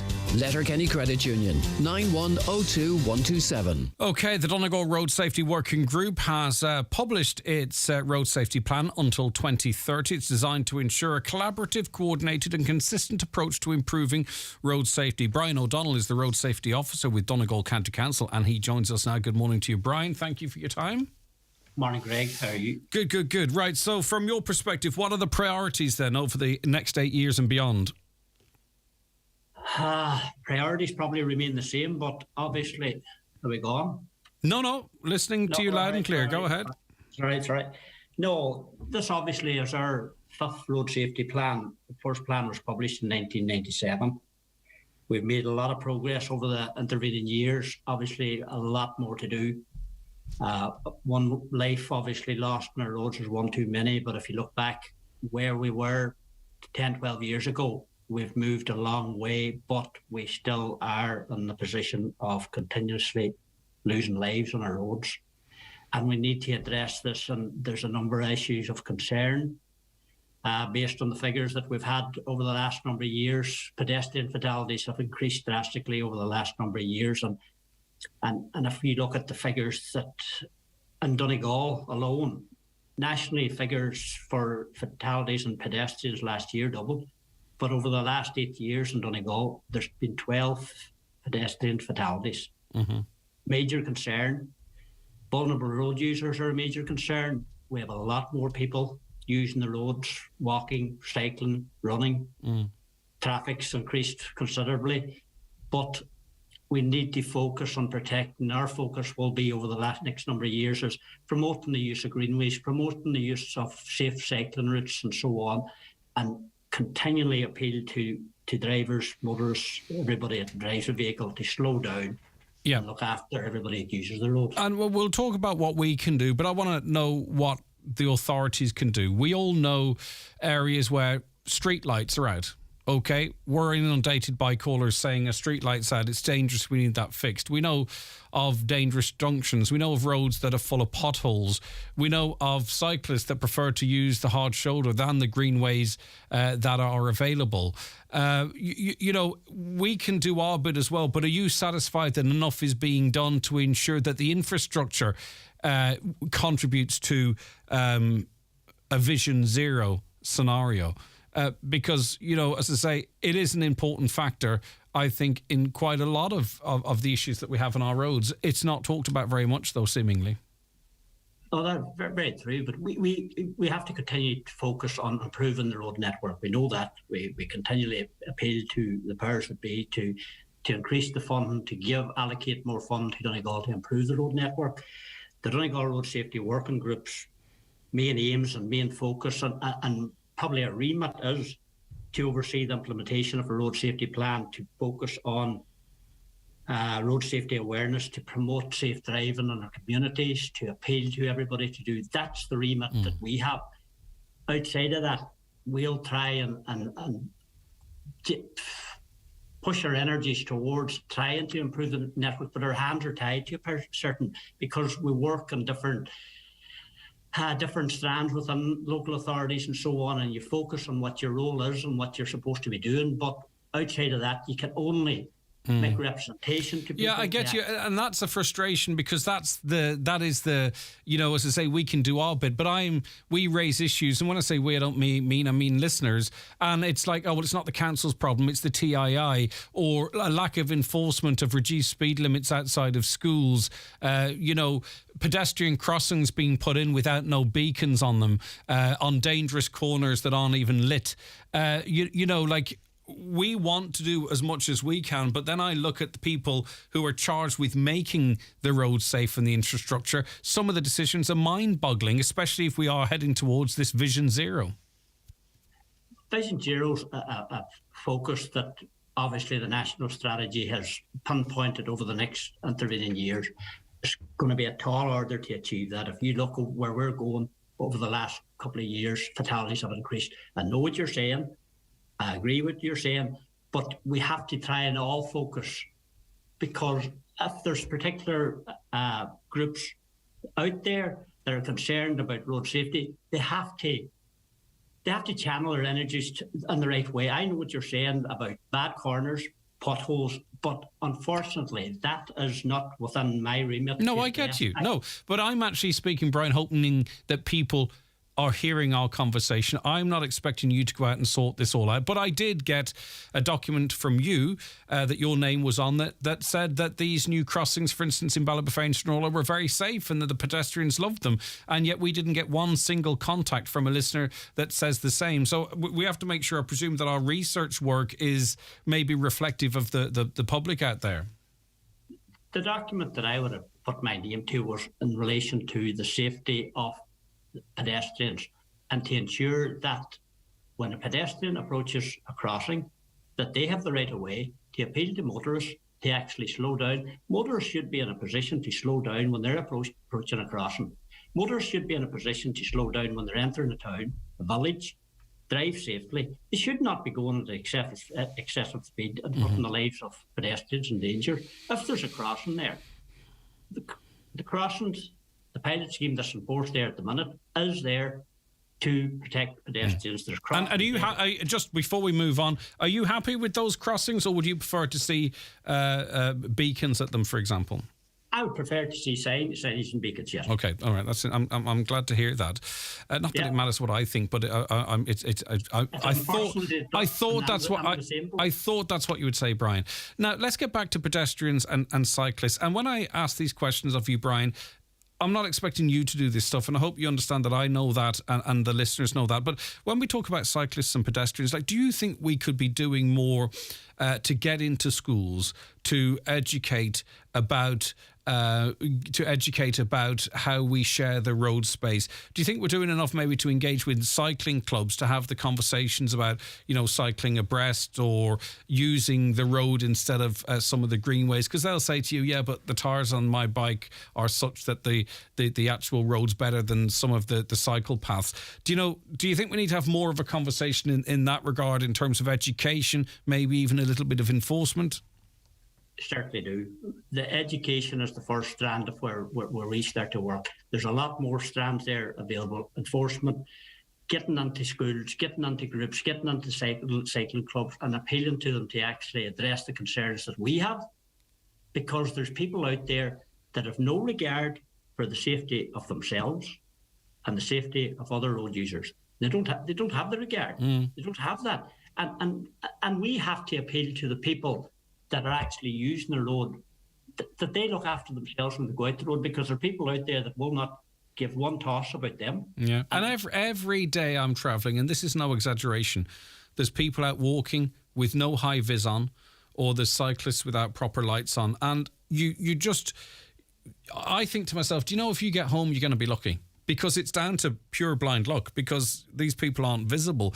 I just wonder, how do we get the message across that if you're out in the roads, that you make sure you're well lit or that you have high vis on, Brian? There is the average person, average probably not the right word to use, but they go out there and they'll protect themselves as best they can. But there is others that will not wear bright clothing, because whether it's uncool, it doesn't fit with the way the gear that they're wearing. But the ultimate responsibility of everybody is to protect themselves and look after their own safety. And if they start on the right footing, and if they start the right way, they're making a start. Then we have to concentrate, and we keep concentrating on drivers and motors to look out for the pedestrians. But we have to start, first of all, with them, the pedestrians and cyclists, looking after themselves. Yeah, and I think you put it in a simple sentence, and it's quite an impactful one. Road safety is everyone's responsibility. It's not one group. It's not people driving agricultural vehicles or lorries or cars or cyclists or pedestrians. It's everybody. It's not one individual group. No, it is not. And when we step into a car in the morning, I've said this a number of times, we decide who lives or dies as a motorist, because you're driving a vehicle that will actually kill somebody. And unless you take responsibility and treat that vehicle with the respect and care, treat the roads with respect, and treat everybody else on it with respect, you're driving a machine that will actually kill. So we are ultimately deciding who lives or dies when we step into a vehicle every morning. Okay. Yeah, we all have a responsibility, definitely, for sure. And we have a responsibility on shows like this and the media broadly to assist you guys in getting that message out there. We're all of the one community, and we all have to work together. And look at, someone's pulled me up and saying, look at, and I didn't, sorry, Brian. I got a text in there that someone says I say look at a lot, right? And I was listening to you and glancing at it, and I says I never say look at, and in the next sentence I said it. So sorry about the distraction. But my point is that anything we can do to support what you're doing, the work you're doing, it's not just about highlighting problems or whatever, but working, in a productive and constructive manner. I know, me personally in the show, more than happy to work alongside you, Brian, because as you said right at the very beginning, and this is an important thing, and we can talk about individual situations, we don't want anyone, or as few as possible, to have to endure their loss of life, but the terrible hole that they leave in so many people's lives in our community. And we all have a role to play in getting to that point if we ever can, Brian. That's right. That's very true. And like repeat what you said there. Thanks very much for all the help that you've given us over the years, like promoting this, and this will have to continue. Like, it will have to continue. This conversation will be held in a few months' time again, maybe in relation to another aspect of road safety. Yeah. But what you're doing there and the help you're giving us is very much appreciated. Yeah, and we've suffered greatly, haven't we, with the loss of life on our roads. But lately, there seems to be so much happening in Galway at the moment, and just there seems to be, there's been so much loss of life there of late, different instances, multiple vehicle deaths, and I was looking on thinking we know all about that, and God help all the families of those that have lost loved ones down in Galway, but it just seems to have, they've gone through an awful spell at the moment. Brian, we all understand it. We all understand it, and it's just moved from county to county, unfortunately. Yeah. All right, it's a county problem, it's a nationwide problem, it's a European problem. All right, Brian, thanks for your time. Take care of yourself. Great to chat to you as always. All right, bye-bye. That's Brian O'Donnell there, who's the Road Safety Officer with Donegal County Council. I hope I didn't give Brian a tough time and asking things that he's not responsible to, but I can't sit here and then not put across what we see as a reality, don't we, as a collective, us, me and all of you out there, the issues that are raised in terms of people not wearing high-vis, the state of the roads, the likes of those crossings in the Twin Towns. But Brian there right across it all and took on board all what we were saying, and after all the dust has settled, as I say, we all have to work together to try and ensure as few of us, and it could be any of us, lose our lives or seriously injured too on the roads. There's a ratio there of people that, for those that die, there's a much greater amount that suffer life-changing injuries and mental health injury as well. Okay, let's take a break and we'll get to some of your comments and our next guest after these. The 9 till noon show with Letterkenny Credit Union, now offering MyCU current account and debit MasterCard, bringing full banking features delivered with the same local trustworthy service of your credit union. Má tá sé ag dul Jackar de bhílí fuinne bhíoch, cuinne ag éisteacht. Níos tábhachtaí fós, cuinne ag labhairt. Mar ní dhéanfaí de cheolatrí fuinneamh tú a dhéanisca, fád is go bhfuil tú ag labhairt leo. Mar a féidir leat de bhílí fuinne bhíoch, caithfí de cheolatrí rowanna íoceachta a tuairt. Labhair le do cheolatrí ná fáid tuile eolais ag cru.ie. An seol a solas a chahabh de chearta fuinneamh. Teachtareacht an Gomisiún Rialáil Fóntais. 60 seconds to plumper skin. Almost 9 out of 10 women say they have dehydrated skin. New generation Hydra Essential from Clarins, formulated for 24-hour hydration. It helps skin naturally boost its hyaluronic power. By day, it hydrates and plumps. At night, replenishes moisture levels. Hydrated skin is radiant skin. Visit your local Clarins stockist for a complimentary skincare consultation and Hydra Essential sample while stocks last. Clarins. With 231 well underway, are you calling in for a look? Sure, call in for a cup of tea or a coffee and let our sales executives show you the options available in our new Kia range. With an unbeatable range of vehicles, there's only one garage to visit for your next purchase, and that's iMotors. Visit us in Letterkenny or Malin, or visit imotors.ie. Keep out the cold, cold, cold, and ring Fleming for their full range of garage doors, agri doors, insulated doors, milking parlour doors. Fleming, 91 48 234. Don't miss the wedding fair this Sunday 26th in the Highlands Hotel Glanties. View our beautifully decorated Laurels Ballroom and speak with our experienced wedding coordinator and specialist wedding suppliers. That's this Sunday at the Highlands Hotel Glanties from 12 midday until 5 p.m. Highland Radio weather updates with Ireland West Airport. Discover Edinburgh this summer with Ryanair's 3 times weekly service. Stunning architecture, endless winding streets and an awe-inspiring castle. Ireland West Airport. Don't just take off, take it easy. Okay, let's have a look at that weather forecast now. It's going to be quite settled today, isn't it? I'll open it here and then bring it to you. Right, okay.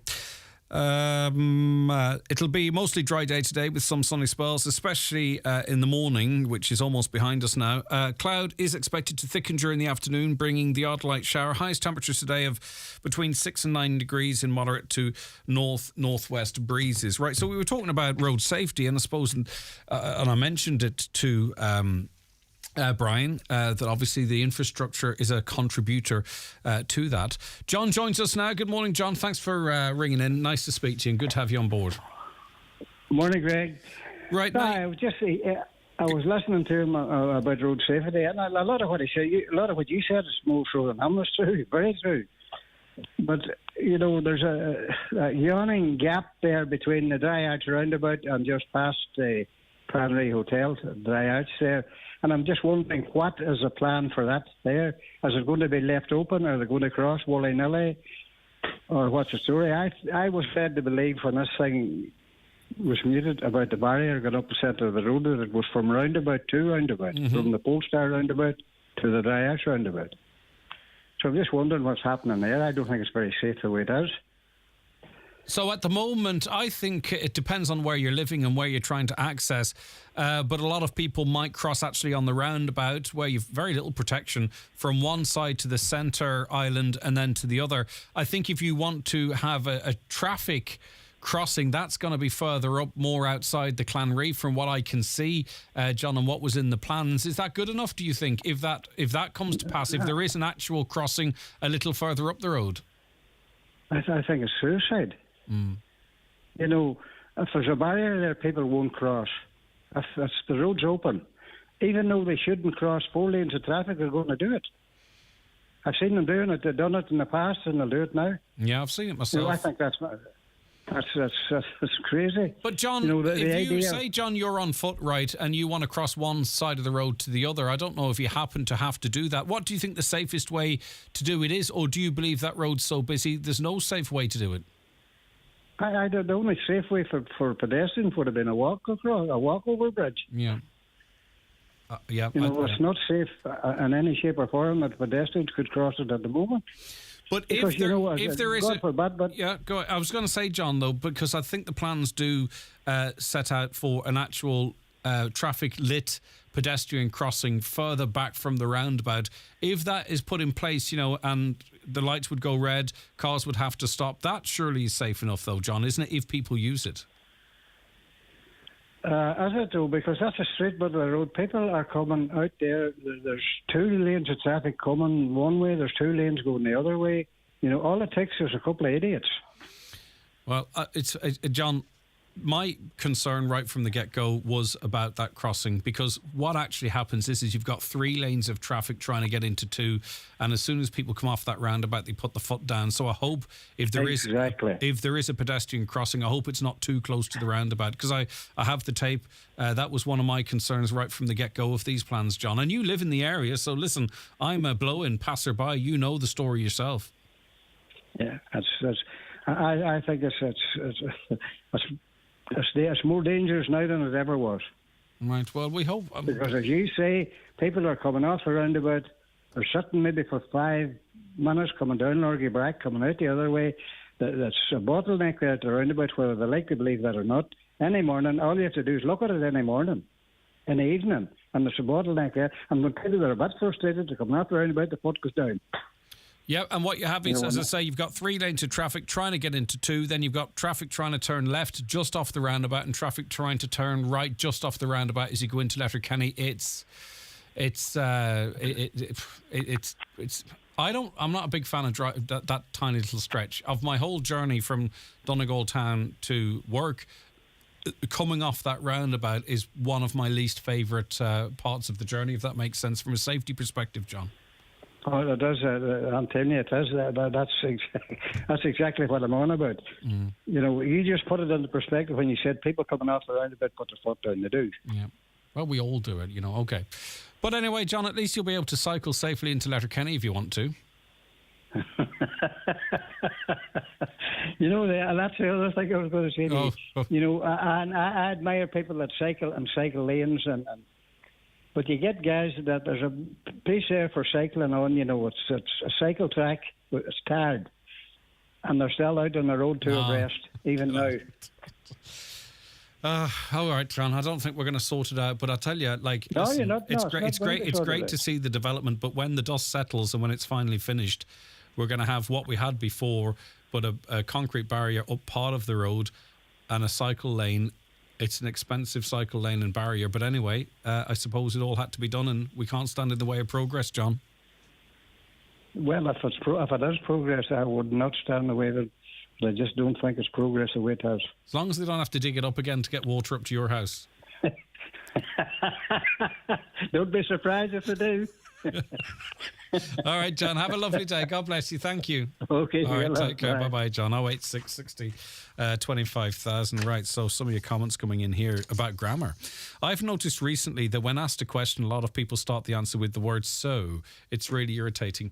I know what you're saying. Probably guilty of it myself. Greg, you have a great saying when you're talking to someone on the phone. Come here a minute. Again, this is like, look, I didn't realise it. Okay. I probably shouldn't have asked this question. The English language is destroyed by the all too common use of the F word in practically every sentence and context. And indeed, the F word can find itself in between another word. Like, well, oh God, I'm going to give an example. You know what I'm talking about. Greg, Luckett, can you please ban Luckett from your show? I first heard it in RTE, now I hear it regularly in Highland. Enough, please. Sure, look at. I'll try and pack it in. All right, thanks. There is a thing when you sit in this chair, because I don't do scripts, right? I don't know if other radio stations do. I don't do scripts, and I don't put on a voice, and I just sit here and speak, okay? Now, what happens is though, there is times that you have to fill. So a phone line drops, or a caller that was due to come on isn't available, and you do find yourself leaning on certain words. There's no doubt about that. You try as best you can to avoid it. But as I say, I don't do anything scripted. I don't have any scripts or anything. So I'm flying by the seat of my pants. One phrase that annoys me is, can you do me a favour? Yeah.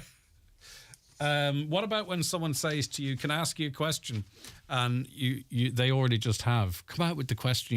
You've asked a question. If you can ask a question, can I ask you a question? Yeah, another one. You've just asked one. Listening to Highland Radio in the Shetland. We're from Killybegs. Lovely to have you on board. Thank you very much indeed. The grammar thing's a nasty thing. Older people use these words as it is part of their culture. You should not punish these people and make them speak in an unnatural way to them. I'd rather hold on to old forms of speech, and it should be cherished. Yeah. Speaking in question marks. Okay, what's that in relation to? Oh, do you mean like speaking in question marks? Is that what you mean? Is that what annoys you? I can't remember. There's a name for that. It started in Australia, but it's widespread now. Speech and grammar. It's February. It's not drawing room. Okay, it's drawing room in February. And the one that really grinds my gears is the command by waiters, etc. Enjoy. Oh, come on. It's nice, isn't it? Hi, Greg. My pet hates the people who start a sentence with so, and people who had the letter S to euro. This thing about euro and euros, I had never noticed before. I'm not sure if I'm guilty. So, again, I think I might do that now and again, but normally it's while I gather my thoughts. Unfortunately, there's a lot of people... Okay, well, that's a separate thing and slightly more serious. We'll come back after 11 and talk about the road safety thing. Good morning, Greg. It's a cold but dry summer. I'm listening from Desert Martin, as I do 24/7 every day of the month, every month of the year. There's no show like a Highland show. The best station on air also always brightens my day. Keep up the good work and continued success to all at Highland. Thanks, Greg from Mary. Well, Mary, the only way we have continued success is if people like you listen, because without you and the others that listen, we are nothing, really. Hi, Greg. I really hate it when people say it was so fun. it should be. It was so much fun, or it's so funny. Everyone seems to be saying this. Best wishes to you, Greg, and you, Marie. Yeah, everything is like so amazing. It's so fantastic. And then you listen to some national stations, and there's a particular accent from Dublin now, which is kind of a mid-Atlantic, and everything is so this, that, and so that, and the other. All right, okay. As I say, it's not life and death. We all love each other, right? It's just little annoyances in life for a bit of fun. All right, back after the news, or back after the break with the news. Wet n Wild is 20 years in business and would like to thank and reward our loyal customers with a massive 20% off absolutely every product purchased in store during the month of February. Choose from our massive in-store stock of quality outdoor clothing, footwear, equipment and accessories, and 20% discount of all prices will be applied at the till. At Shannon Airport, we know what makes a dream holiday. It's not just the huge choice of destinations like Chicago, Paris, Newcastle, Naples, Barcelona and Porto. It's the hassle-free experience that makes getting through our airport a dream. So whatever dream holiday you're packing for, head for shannonairport.ie. Shannon Airport, making it easy. The great value menu at Kelly's Diner in Letterkenny is packed full of family favourites. Try one of the famous Jake's Burgers, a mouth-watering pancake stack, or an all-day breakfast. Bring a friend or bring all the family and enjoy the mid-term kids deal for just $6.50 with free ice cream to top it all off. Great food and great value at Kelly's award-winning diner, Mountain Top, Letterkenny. If you're thinking of changing your washing machine, consider the brilliant 8kg 1400 spin washer from Blomberg. Raymond Sweeney here at Ben Sweeney Euronics. If you often need laundry washed in a hurry, this brilliant washing machine will get your daily clothes clean and fresh in under 30 minutes, saving money on your energy bills and giving you back valuable time. It also comes with a 7-year parts and labour warranty for peace of mind. Call in to us and see for yourself at Ben Sweeney Euronics, Port Road, Letterkenny, or in the shopping centre, Dunlow. Keep your car or van running smoothly with a service at Hegarty's Ford in Letterkenny. Not only will it minimise the risk of a major repair expense, but it will be logged in your vehicle's service handbook and help its resale value. Hegarty's also offer everything from new and pre-owned car sales to parts and body repairs in their approved body shop. Book a service online this month and save €30 when you use the code FORD30. You're always in good hands at Hegarty's Ford, Carnamugga, Letterkenny. See hegartys.com. The 9 till noon show with Letterkenny Credit Union, now offering mortgages from €40,000 to €600,000 with no hidden fees or transaction charges. Letterkenny Credit Union, 9102127. The county's #1 talk show, the 9 till noon show on Highland Radio. Okay, loads to come in the next hour. Stay right where you are, and we're going to bridge the gap with the latest news headlines with Donald Kavanagh. Good morning, Donald. Thank you, Greg. Good morning. President Michael D. Higgins says the shooting of Detective Inspector John Caldwell in front of his son is something that will be condemned by all those who believe in democracy and the peace that we need to sustain. The President says it's also to be welcomed that members of all communities have expressed their revulsion at the attack last night. Mr. Caldwell was shot by 2 masked men after an underage football training session at a sports centre on the Killyclougher Road outside Omagh. HICWA has today published 2 inspection reports on residential centres for older people in Donegal. There were 11 non-compliances identified at Brentwood Manor Nursing Home in Convoy and 3 at Carndonagh Community Hospital. In both instances, the providers have set out details of how the issues are being addressed. In most instances, those measures are already in place. More details and links to the full reports are available on our website, highlandradio.com. Taoiseach Leo Varadkar has told the Dáil the Department of Transport will look into the recent series of flight cancellations at Donegal Airport in Carrickfinn. Deputy Thomas Pringle told the Dáil a number of cancellations were explained away as technical issues by the operator, but he argued that needs to be explained more clearly. Mr Varadkar said the government will follow up on the query, describing the service as a genuine public service obligation. Serious safety concerns have been raised about the safety of school children in Burton Port who are forced to walk along a busy main road due to the absence of a footpath. There have been repeated calls for a path to be provided on the route in Burton Port between the local school and community centre. It's used regularly by the pupils. Last evening, Councillor Michael Cullen-Glasbach put up a social media post showing a photograph of children walking very closely to passing traffic. And Culture Minister and National Famine Commemoration Committee Chair Catherine Martin has confirmed this year's National Famine Commemoration will take place in Milford. It'll be televised and it will take place on the 21st of May. They're the headlines. We're back with headlines again at 12 noon. All right, Donald, thank you very much indeed. I'll never forget the first time we arrived at our beautiful lodge. Our cosy base for the next week of fun. We cycled through the forest for hours and whooshed down the rapids. Again and again. And again. Remember when Dad couldn't even hit the board at archery? And when the ducks wouldn't stop following our boat? We'd never giggled so much. It really was something special. And that's why we love to go back. Start your story today. Centre Parks Ireland. Family forever. Book now at centreparks.ie. Okay, you're very welcome back to the programme. Greg, could you ask your listeners where could you get fresh, gluten-free scone buns? Okay, now, our hugely resourceful listeners will help us, I'm sure. Where can you get fresh, gluten-free scone buns? Let us know. Why do these modern roundabouts have traffic lights? They solve so many issues. Why don't they? I wonder, is what you mean. Yeah, indeed. You see them elsewhere. Unfortunately, there's a lot of people not wearing high-vis when walking and cycling. That's part of the problem. Well, they say that's the problem, but I would add it is part of it. And I hate to see it because you think, my word, I hope they get home okay. We had a great pathway made from the mountain top to Kilmacrennan, but no cyclists use it. They continue to cycle on the road. It cost $3 million to make it, so what is the point? I do see people on it regularly, but I asked a member of a cycling club specifically why, and it was because of the speed. They're out on bikes that they want to travel fast on, and it's not for all of them, by the way. I can't speak for all cyclists, but I did ask this specific question, and for them, it's safer on the road. They say it's safer on the road because of people walking dogs or prams or whatever. I'm not quite sure if the surface, as I've never walked it, but if you're on a bike, you're probably going down that hill at 40 kilometres an hour, and you're certainly not going to achieve that speed safely, I don't think, on the path, but I'm open to correction on that. A caller says, people are always walking out in front of me in Ballabafay every day on the zebra crossing, but there's no lights there. It's a danger to pedestrians and cars, and it's only a matter of time before someone gets hurt. But the problem is, motorist, is you are supposed to stop and give way. They are classed as beacon pelican crossings or whatever they're called, zebra crossings. So they're not stepping out in front of you. You're stopping. You're not slowing down to stop to make sure they can pass, I'm afraid, if I'm reading your text there correctly. Let's stay on the roads. Go to George now. Hi, George. Hello, Greg. Right, okay. Are we back on the 4 lanes here, George? Have you a suggestion?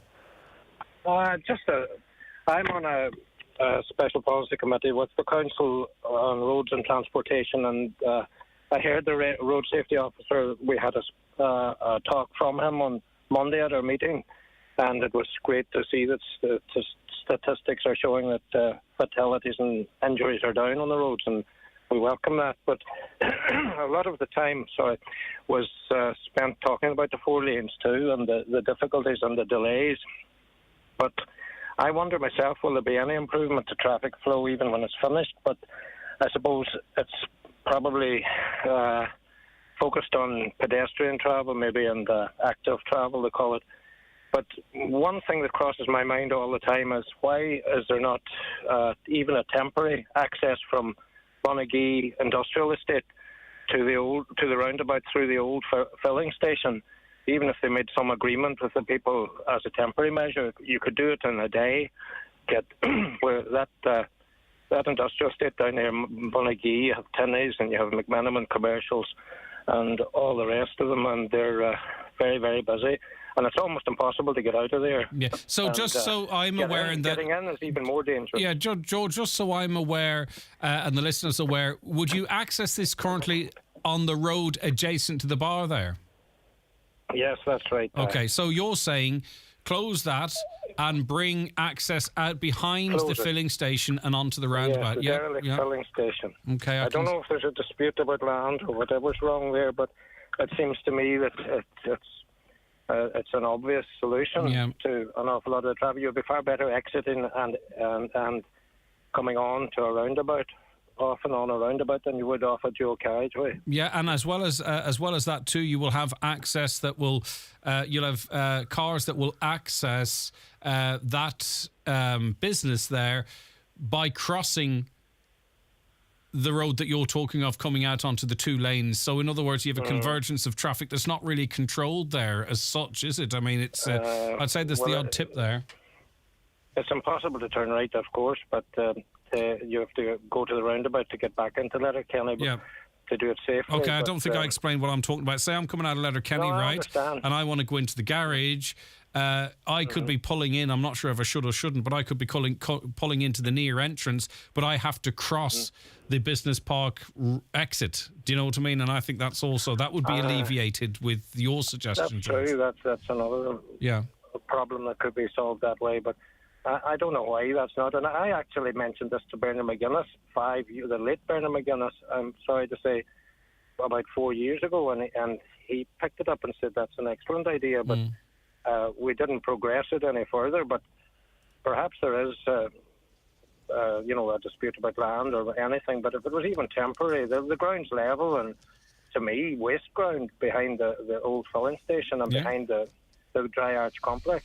So, to get that traffic in and out from the roundabout, to me, would seem an obvious solution. Well, I haven't heard it before, George, but it sounds like an obvious solution. Okay, listen, thanks for that. I appreciate it. Problem focused, solution focused to that problem. I appreciate it. Right, George, take care of yourself and keep up the good work you do as part of that committee.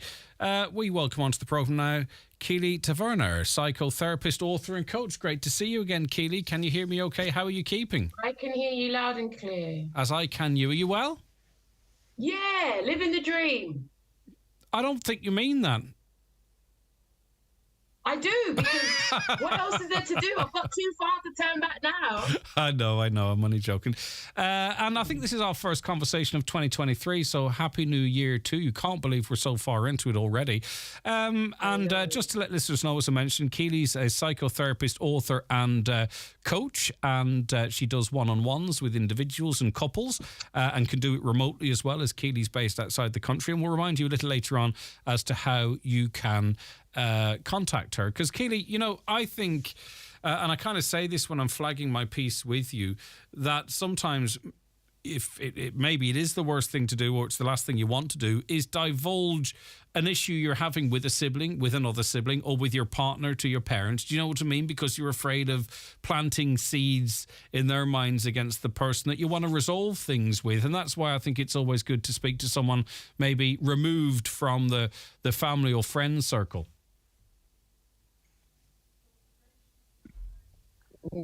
Absolutely, it can be really important to ensure that you speak to someone outside, because sometimes people will end up creating many more problems than we initially intended. So there's a real value in being able to take that away. And when people have different interests, different relationships, and all of that can have a profound impact. Yeah, because you could share information to your best friend about your partner, right? And then you sort things out with your partner, but that your best friend will always have something in for that person, not always, but it can happen, I'm sure. Absolutely. And then your friend's annoyed on your behalf, but you and him have made up now. And then they're carrying resentment towards the partner that they then can make things awkward. So there's a fine line, because we know isolation is not helpful. Being able to talk about things and share your challenges with friends can be helpful.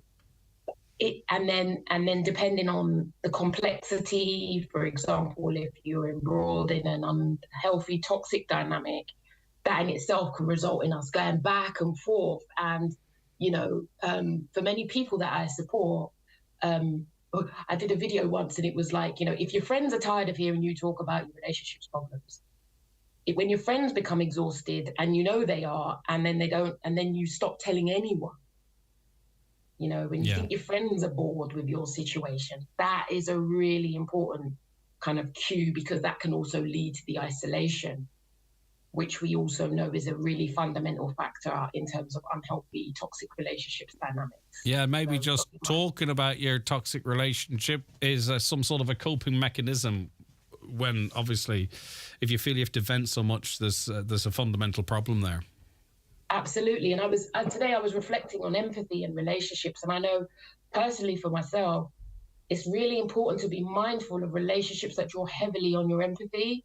If you're a highly empathic person, you're agreeable. If your relationship is dependent upon you being empathic, making justifications, explaining away unhelpful behavior, that's a red flag. And that's any relationship that's not intimate relationships. If you find that you're often making justifications for poor behavior and you explain things away, oh, they did this because, and that becomes quite persistent. You know, note to self. Yeah. Note to self, because often we're great and we're kind of programmed to look at other people's red flag behaviors. But what about our laying away someone's behavior? I have to be careful. I have to be mindful. Yeah. Okay. Let's get to some questions. Our connection's not fantastic today, but we'll work through it here. I was in a 2-year relationship with my girlfriend. We both moved to Australia, and it was okay, but made me realise that she's not my person. When we came home, we both moved back into our own parents until we found a place. Now she's talking about marriage, but I want to break up. How do I do it? Well, I think the reality is this is a difficult conversation to have. And, well, if the challenge is, let's just think about what will happen if you don't have the conversation. If you don't have the conversation with someone who wants to move to the next level, you're either going to have to pretend, lie, and it's going to catch up with you. Problems that are avoided only get worse. So it's either going to be, you're going to have short-term gain and long-term pain. So I believe it's important to begin to share your concerns, unless you feel voiceless in a relationship. But if you've got an avoidant personality style, if you tend to avoid things, then this is the problem that you'll have. So it's about trying to make space, or at times, you know, consider investing in, you know, suppose you had a dominant partner who makes all the choices and goes full steam ahead and you feel voiceless. There can be some support in terms of either going to see a couple's relationship individual so that you can try to have your own voice. Because I'd be more curious about that individual and their capacity to be assertive. I'd be curious about their capacity to advocate for themselves. And this issue will show up in an intimate relationship, but it might also be likely to show up in other aspects of their life. So this is where being agreeable is particularly problematic, and someone else will make decisions. And if you end up going along, clearly this individual doesn't want to be getting married. And if plans are being made, deposits are being paid, this is a particular and understandable. And maybe they should get some support around. In this person's case, do you kind of have to make sure that you're understanding your own emotions? Let's just say they move to Australia, right? And they realise it's a big, wide world out there and there's loads of different people and maybe, you know, there's other options and, you know, it's opened their eyes and they're blinded by that. And maybe they need to make sure why they're feeling the way they're feeling in case they give up on a very good relationship. Maybe they've grown as a person but aren't given the person they're with an opportunity to grow with them or to talk to them. Do you know what I mean? Do we sometimes have to be careful not to throw the baby out with the bathwater? And that's the difficult conversation to have, and that's often what we don't want to hear. But it's a risk, isn't it? It could be like I want to pause and I want to go and spread my wings and test the market. Or that if that's the reality is relationships are optional. And we often think we're sort of tied in, but at the end of the day, people can choose to leave relationships. Obviously, if you're married, that's much more complex. But I think that it sounds like you don't, you know, the quality of your relationship isn't something that you talk about.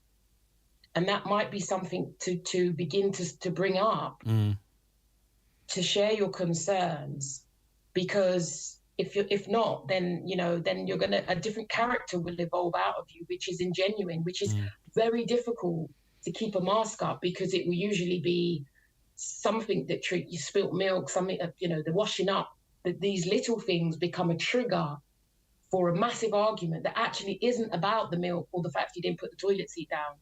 It's all the stuff going on underneath that's been avoided. Yeah. You know, so... I mean, I don't know if it's even a fair question to ask, but say in terms of couple therapy, do you sort of get a sense from the outcomes that people can resolve the problems within the relationships, or versus they both then come to a realization that, you know, they've been keeping going for maybe the wrong reasons? Like, are most relationships resolved, or... And it would be very useful to do with the likes of yourself, Keely, to come to that realisation that, right, okay, both parties concede that maybe there isn't a future. Is there a breakdown percentage-wise there, anecdotally? Well, it's not anecdotally, but off the top of your head. Well, if I think about couples relationship, but even when I was training as a couples therapist, one of the challenges is that we're not there to fix relationships. And we have to be very mindful of that. We have to listen to each person to be able to work out where there are areas of similarity, but where the big clashes are, where the conflict is. And once you get into the areas of conflict, you can work out quite quickly whether it's something that's negotiable or non-negotiable, whether people are prepared to bend. So say in this instance, this gentleman isn't prepared to bend, then actually that needs to be evoked. And that difficult conversation, and that's the conversations I've facilitated many times in couples work, difficult conversations to have, and sometimes people don't feel comfortable being able to have that by themselves. And that is the benefit. I think people assume couples therapy is about fixing things. Yeah. And it really isn't. It's about having truthful communication in order to work out, you know, if there's any viability for the relationship. Because often, by the time people come to couples therapy, usually one of the partners has checked out. Yeah, I get you. And also, Keely, too, you know, the reason why it probably would be useful to speak to someone like you too, I wonder how many couples who are having problems can actually have that conversation without it escalating into a row. And you might have one partner who's tried to have that conversation 10 times, but every time it blows up and someone storms off and you remain the same. Whereas I presume in the environment that you create, it stops that. In other words, you have to see a conversation out. You know, I mean, obviously no one has to do anything, but you know what I mean? Rather than trying to have that conversation on your own with you there to not moderate, but there to say, well, hold on now, let's take a breath because we're getting somewhere. You know what I mean? Absolutely. And you also have to be mindful that for some people, they request couple, but the other person in the couple won't come. And that actually is quite important for the individual who is trying, who wants to repair the relationship, who wants to get into understanding the deeper dynamics in the relationship. Well, that in itself is quite important in terms of what it may mean for them as they endeavour to do the difficult work, because relationships aren't easy. Yeah. You know, so there is a real benefit to having, like I said, couples work. Couples therapy is not about necessarily healing the relationship, but it can promote, I would say, decent breakups. But it all depends. It's all unique. Exactly. And you never know. I would love a decent breakup though, rather than catastrophe. Do you not like the drama? Not at this age. No. Like drama free. Keely, I recently met a really nice fella, and it came to the time to meet his parents, and his mother did nothing but compare me to his ex, and it really hurt. He's dismissed it, saying, they just got on great. She means no harm. But after the fourth meeting, and she's still saying it, should I just be direct and tell her to stop? It's hurtful. And insist that he takes a stand and talk to his mother about it. I don't know about taking her on directly. But anyway, you're the expert, Keely. Well, in this instance, I think there is some value in talking to her partner in order to encourage him to have a word, because... my hope would be, and we don't live in a perfect world, that he would sense an uncomfortableness about that and want to have a word too. However, depending on his personality style, for example, if he's passive, if he's avoidant, if he's got a tricky mum who's quite domineering, that may result in some of his passive behaviours, which may well be norm in his relationship with his mum. So I do think there is some responsibility on her partner's side to be able to advocate for her, because other instances like this will come up when you would hope your partner would advocate, because it's his family, just as it would be the same if she had a tricky family member who might be overbearing. Yeah. And also, you have to get to the bottom of mom's motivation. Now, is she trying to make this person feel uncomfortable, throw a spanner in the works, or is she innocently reflecting on someone that was a big part of her life and doesn't know any better? If it's the former, well, that's a problem, because she might wait until the fella in this situation is out of the room before dropping something about his former partner. We don't know how devious he is or what her motivations are either. Absolutely. And sometimes the thing is with motivation and intention is often it's unconscious. So, for example, if her intention was to make the new girlfriend feel uncomfortable, if you explicitly asked her, usually you're going to get defense and pushback. People don't generally tend to be truthful about their intentions. So when you expose it, you're not necessarily going to get, you know what, you're right, I am trying to make you feel inadequate because I really liked his ex-girlfriend and I'd rather her than you. So the reality is we have to protect ourselves. And like I said, it would be for her to raise those concerns with her partner. And if her partner isn't prepared to take action to protect and support her, then that might be something to talk about, because otherwise, if she goes and defends herself and then she gets into high conflict with the mother and the partner isn't prepared to advocate for her, that's something you have to ponder upon in terms of, is this what I want for myself moving forward? How would this be moving forward? Should we have relationships? Should we have children, families, and so on? Is this what I want for ourselves? That's an important conversation to have. Yeah. I feel like my friend fancies my boyfriend. She turns up everywhere we plan to go. I don't know why that gave me a giggle, but I can just imagine this scenario. Oh, hello. But anyway, I feel like my friend fancies my boyfriend and turns up everywhere we plan to go, and it's really annoying me. So how do I say to her to stop? Presumably give us a bit of space, but is she showing any other than just turning up? Is she touching his knee or flirting or whatever? There might be more to this than meets the eye. But anyway, unpack that one for us, Keely. So you think your friend fancies your partner? Yeah, because she keeps turning up every time we're going out somewhere. Yeah, I'd be that's really annoying. I'd be curious about what do you notice, but I guess we can sense if someone has taken an attraction. I guess personally myself, I'd want to raise it. I've just noticed. I'd want to raise it. That's not always possible for people who don't have difficult conversations.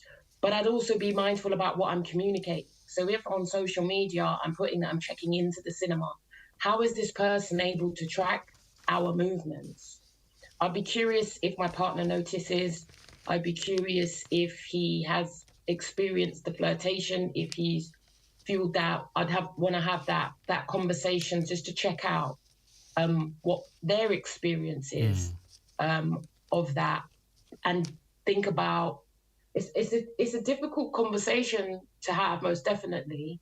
But I would always start from a place of curious. I'm just curious. But also being mindful about how much I would disclose. And also, though, if say she's saying, "Oh yeah, me and Greg are heading to such and such restaurant on Saturday," and the friend goes, "Oh, lovely! I've never been there. That'd be fantastic." That she makes sure that she says, well, it's kind of a couples thing or something. Do you know what I mean? You have to make sure, I'd imagine, Keely, that you're not facilitating it and then seeing it as a problem, but maybe you're actually avoiding a conversation, or that in some way you throw in the fact that she might fancy the boyfriend. It starts getting a bit more complicated. Absolutely. But But if you're an oversharer as well, we also have to be. I'm a massive advocate of taking responsibility for myself. Yeah. So if we overshare, if we tend to tell people chapter and verse about our lives, that's also something to be able to monitor, to also best protect yourself. That's not necessarily, as I said, again, if you made that overt, if you said to your friend, do you fancy my boyfriend? Generally, most people are going to say no. So you have to be discerning about what you say, but also mindful about what you disclose. As well. And maybe, sometimes we have friends for reasons and seasons, and what you might need to think about in terms of distancing yourself. But actually, secondary, what my curiosity would be, what insecurity, if any, is she tapping into in the caller? So is there also an insecurity that she's tapping into within you. And is he playing up to something himself as well? Is he sort of, is he fluttering his eyelashes back? All right. Yeah. I'm going to phrase this question in a different way, in that maybe this is a person that finds it difficult to get out there and have an in front of your face conversation. What can I do to encourage my husband to help keep our relationship alive by giving me little random gifts? So maybe they're seeing their friends getting roses for Valentine's Day, or someone says, my husband landed home with this little pendant or something, right? Say that's what they want, so they want that in their relationship. Is there any way that you can encourage your other half to sort of maybe play that role a little bit? So one of the way, if you like gifts, one of the way, and your partner, or you feel envy as you notice your friends get these tokens, one way to begin to address that could be to look at love languages, so that you could randomly ask your partner, show them the kind of 5 love languages, ask them what's their preferred style. And then, that raises a conversation about, well, this is my love language. There are also relationship cards out there that you can get that ask questions. So that these are small tools that you can utilize to help have conversations about the quality of your relationship. But love languages is a really helpful tool that you can use. Because people express in different ways too, and it's possible that, say, for instance, your friend gets a nice gift from someone, that's just for show. That could be massive gaps in in their relationship that aren't in yours. I'm not saying compare yourself to other people, but maybe he's demonstrating his love in a different way and just needs to kick up the arse. Absolutely, but the reality is he may express love in a way. For example, by being reliable, he might do activities and trips, pay for holidays. But actually, that may not be your own love language. Yeah, true. That's the love language you get. Yeah. Yeah, if you can express to someone, these are the things, that really do it for me. He may, get your car washed. And but you might be someone who likes a treat. And if we don't understand that about each other, I know. We just miss each other. He might think, fixing the dodgy plug socket in the bedroom is his way of showing he loves you. He just speaks a different language. Katie, before we remind people how they can contact you, what is your optimism meter like in London, England at the moment? Things all right? Not for you necessarily personally, as a nation, because we've been through some tough times together, me and you. COVID, in and out. Then we had the pandemic. The pandemic. Then the political ups and downs, and maybe a hardening of people's views against people that are different to them. Are things improving, or what's the state of play as you see it in your part of the world? You know what? Sometimes I think I work for myself, and I'll be honest. Being a psychotherapist, it's a lonely career. And to keep my optimism up, I have to monitor how much I take in, because I'm at the coalface every day. It's very challenging times. It's incredibly challenging. Do you know what I did last night? I switched over to BBC to watch the news. I think it was at 8 o'clock, and I switched straight out again. I said to myself, I am actually not fit for this. I could not. Now, I know you're talking about taking in different bits and bobs, but I literally, and I think it's one of the first times I said, I actually don't have the capacity for what's probably about to say to me. And I think I've watched an old episode of Who Wants to Be a Millionaire. Anyway, Keely, if people want to get in touch with you, how do they do so? You can find me at key4change.com. All right, lovely to chat to you as always. Have a lovely day, and we'll see you soon. Take care of yourself, right, Keely. Take care. Keely Taverner there. Park Run has taken my running to the next level. It's a good opportunity to catch up and meet friends and make new friends as well. It's how I got introduced into the local running club. Just knowing it's there every week, no matter what stage you're at. I find it's a much healthier approach to running. I'm Dave and I'm a park runner. VHI believes Park Run is more than running. That's why we're their biggest supporter. Join us every week at your local Park Run. Are you tired of waiting for treatment or surgery? Did you know you can receive immediate treatment across the border under the new NI planned healthcare scheme at potentially no cost? Donegal patients are still being treated with us at Kingsbridge Private Hospital Northwest post-Brexit. The process is easy and our dedicated team will help guide you through it. So why wait? Contact us today to find out how you can skip the waiting lists and receive treatment in Northern Ireland. Visit kingsbridgeprivatehospital.com, because life matters. If you have magic moments or great memories sitting on your phone or in the cloud, have them printed at McGee's Chemist Letterkenny. Get larger 7x5 prints for the same as 6x4s. 35mm and film from disposable cameras also printed and digitalised. Use the in-store kiosk, download the McGee's Photo Prints app or visit mcgees.ie. Photos printed instantly, within an hour, or in by 10, ready by 5. Hold your memories in your hand with McGee's Chemist Letterkenny. Times 3 investment boost for farmers. For more in your Farmer's Journal, here's Paul Mooney. From cattle fencing to carving cameras, we reveal 50 new items eligible for grant aid. Find out how you can secure up to 60% funding for many items. Solar panels for your house and sheds, increased grants for sheep and suckler farmers, money for bale splitters, tillage and slurry equipment, and a new package of grants for farmers with horses. Plus, don't miss your free 24-page kids newspaper inside this week's Irish Farmer's Journal, on sale now. The 9 till noon show with Letterkenny Credit Union. Simplify your debts with a debt consolidation loan from Letterkenny Credit Union. Call us on 074 910 2126 or apply online via our app or in office today. The 9 till noon show with Letterkenny Credit Union. Do you need to switch your current account or loan? We are now offering MyCU current account and debit MasterCard, bringing full banking features and competitive rate switcher loans. At last, a technology that's impossible to ignore. Here we have a device that grabs people's attention. Introducing a technology that's truly impossible to miss. Imagine a technology where it's impossible to scroll past your ads. Welcome to radio, advertising that's unscrollable. Visit radiocenterireland.ie to see what radio can do for your product or brand. The new TFI Live app from Transport for Ireland makes getting real-time information and planning your journey on TFI buses, trains and trams easier than ever. The TFI Live app combines the Real-Time Ireland and Journey Planner apps, which are no longer supported from the 22nd of February.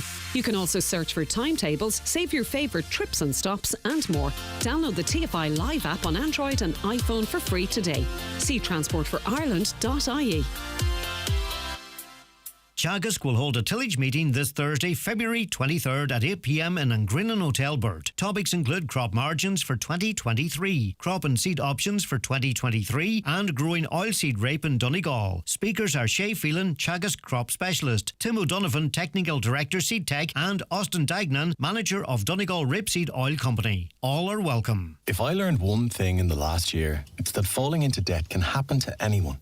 Luckily, I heard about the ISI, the Insolvency Service of Ireland.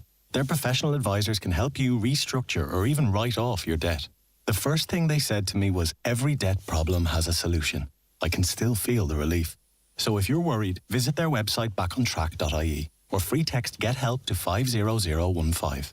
The ISI. Together, we'll get you back on track. This is an initiative of the Government of Ireland. Thinking of changing your floors? Why not see what Florid Letterkenny has to offer? Florid have a large selection of solid, semi-solid and laminate click vinyl wood flooring, together with a fantastic choice of parquet, herringbone flooring, all at incredible value. Don't delay. Call Florid today on 087 161 7008. OK, the Donegal Local Development Company and the Donegal Volunteer Centre are launching a Donegal DFib awareness campaign asking the public to become DFib aware. The Donegal DFib awareness campaign is calling on the public to do three things: locate, visit and watch. So know how and where to locate a DFib in your community. Visit your local defibrillator so you're familiar with exactly where it is located. Lastly, watch a video guide on how to properly use a DFib so you feel more confident using one if needed in an emergency. So we're going to go through that again with our guests, but I just wanted to get that out in the first instance so you know exactly what we're talking about. And it is... it's legit, because I'm thinking myself, I know there are defibs in my area, but I know the process for accessing and what have you. Right, we've two guests in studio. Taig McFadden, who was who is a community first responder and has a strong connection to our second guest, Harry Walsh, former deputy editor of the Donegal News. Gentlemen, both of you, thank you so much for joining us. Good morning, Greg. Good morning, Greg. Thanks for having us along. We'll start with you, Harry, because what was your awareness of the defibs and their network prior to you really having to avail of them? Not great, Greg, to be perfectly honest. I knew where 2 or 3 of them were located in Ardra through down the local football pitch and the local chemist, but how, what, where, when, beyond that, I was one of those great people. This was never going to happen to me, never going to affect me or anyone to do with me. And unfortunately, a little less than a year ago, it came to me front and centre. And I suppose in terms of how you access them, is there a code on them? You know, like we'll get through that, but I'm on about, as I'm sitting here now and trying to be as honest as I can be, I'm thinking, would I know in that instance when every second counts how to get at them, how to get at them and what to do, Take? Yes, Greg. In Ardra, we've decided to go with open access defibrillators. And I have to say, Ardra is a fantastic community, if you know it, because in 2017, we had 1 defibrillator locked away in the GA clubhouse. We now have 13 static defibrillators around Ardra. Wow. There is a code to access the defibrillator, but the code is very, very clearly printed on the outside case of the box. The reason for that is that we won't have a lock on the defib box to stop young children just innocently opening the box and maybe pulling it out. So there's for Ardra it's C159X. For all 13 boxes. We also have 2 spare defibrillators. I've one in the boot of my car at the moment, actually, because it's better out and about rather than in a cupboard. So they are used, they are checked on a monthly basis. And you know it takes a lot to run these things as well, because each requires new batteries and pads every 2 or 3 years, and that's about 160 euros a time. And indeed after every use. They're not used that often, fortunately, but after every use, the battery and pad has to be replaced as well. Yeah, but it's like even CPR, you know, it's a huge drive to make sure everyone knows CPR, but again, it's something that is not routinely used, but you have that knowledge. And I think that's why it's quite important maybe to familiarise yourself with the video guide. That sounds like something I'm certainly going to have a look at that myself, as to, you know, so in other words, that there's a bit of unconscious thinking in that crisis moment, that you have knowledge stored. Our brain's an amazing thing. You know, it can be unconsciously stored, but then brought to the fore when, you know, you need to be thinking about other things as well. Absolutely. And certainly whenever I've had, on the few occasions I've had to do CPR, the training does kick in, it takes over. And certainly when Harry and I and Kevin Maguire, who also attended that morning, had been walking around the hills around Asaranka Waterfall the previous Saturday, so we've got to know Harry. And it's different when you do it to someone, you know, I suppose you're more invested. But the training does kick in. It's important because CPR actually saves people's lives. It keeps them alive. It's probably more important than defibrillation. But certainly, you know, the first thing to do is 999 or 112. You then commence CPR. The people often they will talk you through as to what you're doing. And let's break it down, because we say we're going to dedicate a lot of time talking to Harry and his experience as well. But just the basics, like CPR is a very basic thing that you're doing. What you're doing, aren't you, is you are assisting the function or replacing the function of the heart to keep blood flowing, to protect the brain, to protect the other organs. That's what you're doing. So you're manually doing the work of the heart until such time as the experts are on scene. It's complex, but it's as simple as that, really, isn't it? It's incredibly simple, Greg. And basically what you do is you get the heel of your hand, your other hand on top of that, and you press quite firmly in the centre of the chest, exactly between the nipples. About 5 centimetres down, and you compress about 100 to 120 compressions per minute. Because I've had to do this, and even in the heat of the moment, and even though it was a life saving, or that was the effort, it was the aim was to life save. You still feel that you're hurting someone or you're doing damage, especially if it's someone I think that you know personally, right? Yeah. How do we overcome that in our minds?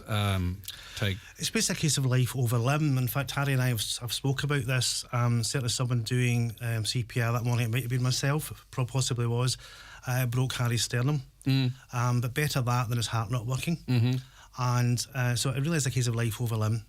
Okay. And you can recover from broken ribs, and that's a key message I would really want to try and get out there, is to say, you know, don't be afraid of having a go. Ireland is very progressive in that we have a Good Samaritan Act. And that actually protects me against Harry suing me for breaking his ribs, effectively. But the intention is obviously to save someone's life. Yeah, of course. Okay. Right, Harry. So, in advance of your heart attack, and you, I think you speak quite freely about this too. I mean, you had overcome another health challenge, hadn't you? And perhaps thought, right, that's behind me now. Let's just crack on with what's left. Do you know what I mean? So do you want to talk a little bit about that and then lead into your cardiac arrest? Of course, Greg. Towards the end of 2018, I was diagnosed with bowel cancer. And that necessitated an operation followed by chemotherapy, radiotherapy, and an ileostomy, which a couple of years later got that reversed. That's a bag which allows you to go to the toilet and what have you. So got that reversed on the April of 21. And so at that stage, I've been through my cancer, my chemo, etc., and back on Happy Street, Greg, and thought to dodge that bullet, and that was me living to my 90s, etc. And then the 12th of March that was a Saturday morning, went to bed as normal. Unfortunately, I didn't wake up as normal, and I've lost the next couple of days of my life, effectively. And I'm piecing them together. 11 months later, I'm still trying to piece together some of the events of those couple of days. And did it come out of the blue, Harry? Because you're quite an active person, aren't you? Presumably cardiovascular and all that's all up to shape. You're out walking and all that kind of stuff. Like, was there any, looking back now, anything that could have flagged this for you, or just out of the blue? I don't think so, Greg. As Take says earlier on, the previous weekend we'd walked about 15k. As part of a group, must be 20 of us, and not a bother. But again, looking back on it, I was stopping at, say, halfway up a hill, taking photographs, and maybe 3/4 of the way up the hill taking the photographs. But I tend You've been a bit clever, well, yeah. Well, on a serious note, you're taking a breath at the same time. Yes, exactly. Yeah. I do like taking photographs, but looking back at it now, maybe I wasn't fit to walk any further up the hill I get you. at that point. It was an opportune time, but it was serving two functions. I get you. Okay. Yeah. So, did you have your heart attack in bed, was it? Or? I was laying in bed, and again there was a couple of circumstances. I was extremely lucky. Yeah.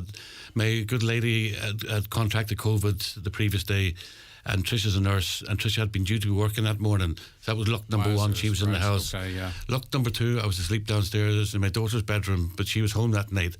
So I slept up with the boys, which is across the corridor from my wife, and that was luck number two. And luck number three, the lads happened to wake up and heard me.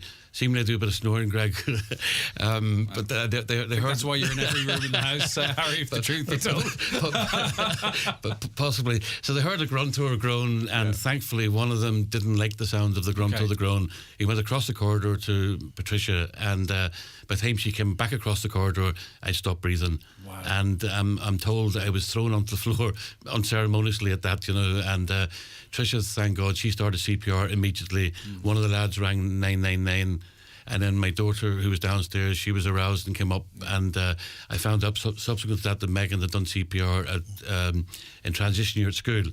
And with Tricia, with the COVID, Tricia got tired quite quick, but Megan just took over, and I was chatting to Tig outside, and he was saying Megan would continue the compressions until they arrived some 20 minutes later. And we'll get that when he comes in, but yes. It's something like this.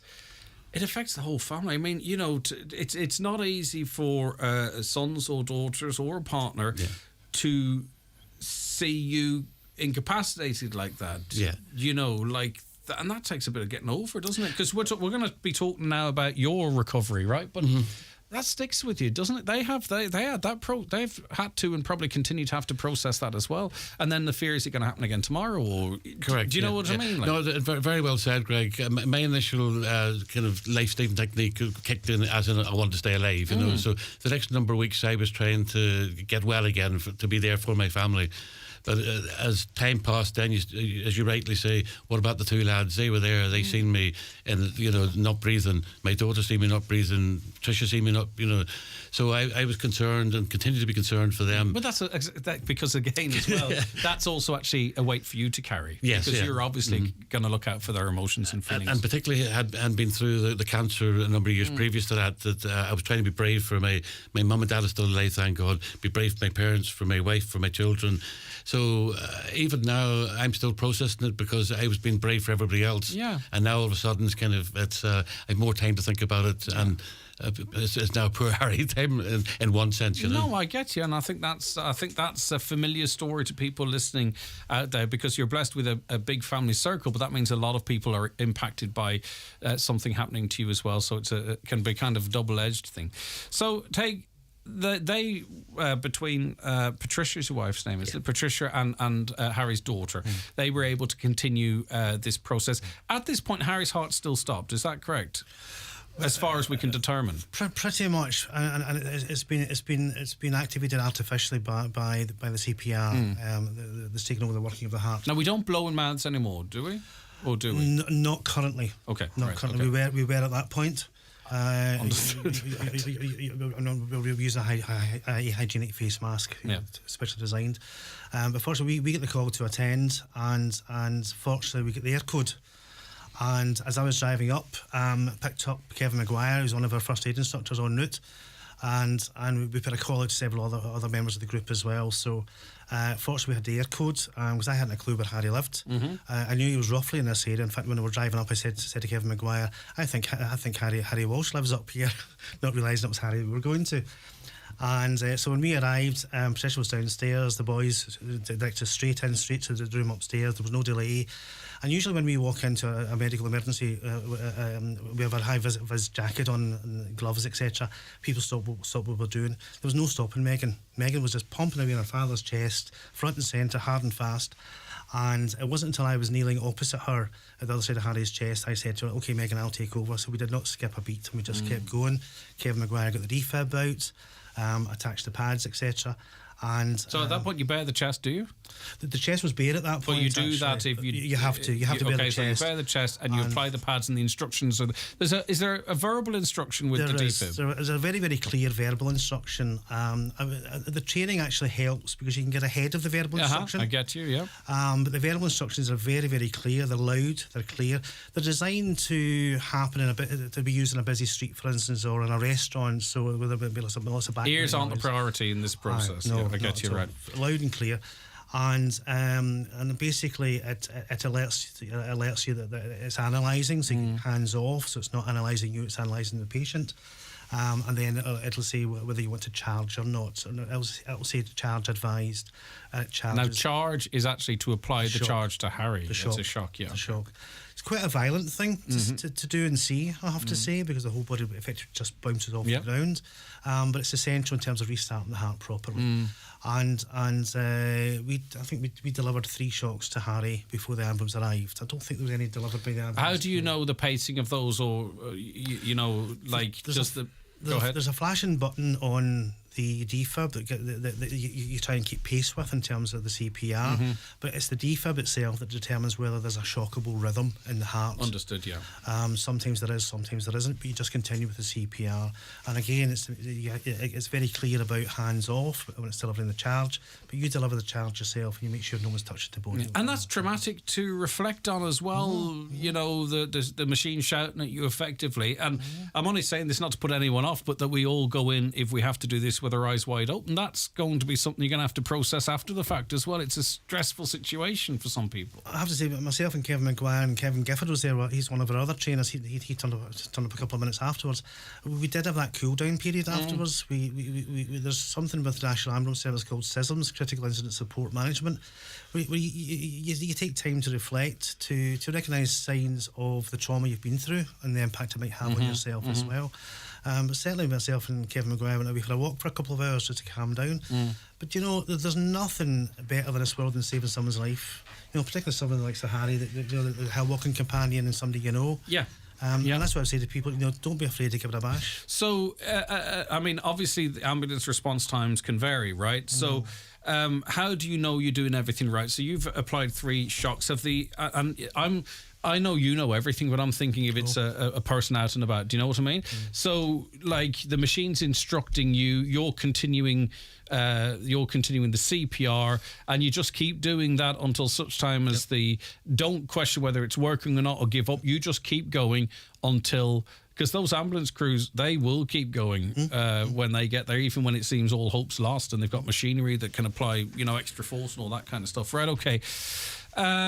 So, Harry, you're oblivious at this point. What's your next memory?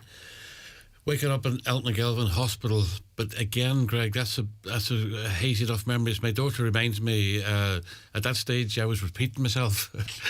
I was saying, I would sort of say, I'll use you as an example. I say, what's your name? You say, Greg, where are you from? Lahi. And 2 minutes later, I would say, and what's your name again? You know, and after about the fourth, I'd say, sorry, I think I've asked you that before, haven't I? Yeah. And you would smile and life would go on. I get you. And that continued for a couple of days. I found out since the process is you go to Elton Gelvin, you get stented or whatever needs to be done, then you go back to Letterkenny Hospital, and then down here in the south, you go to Galway.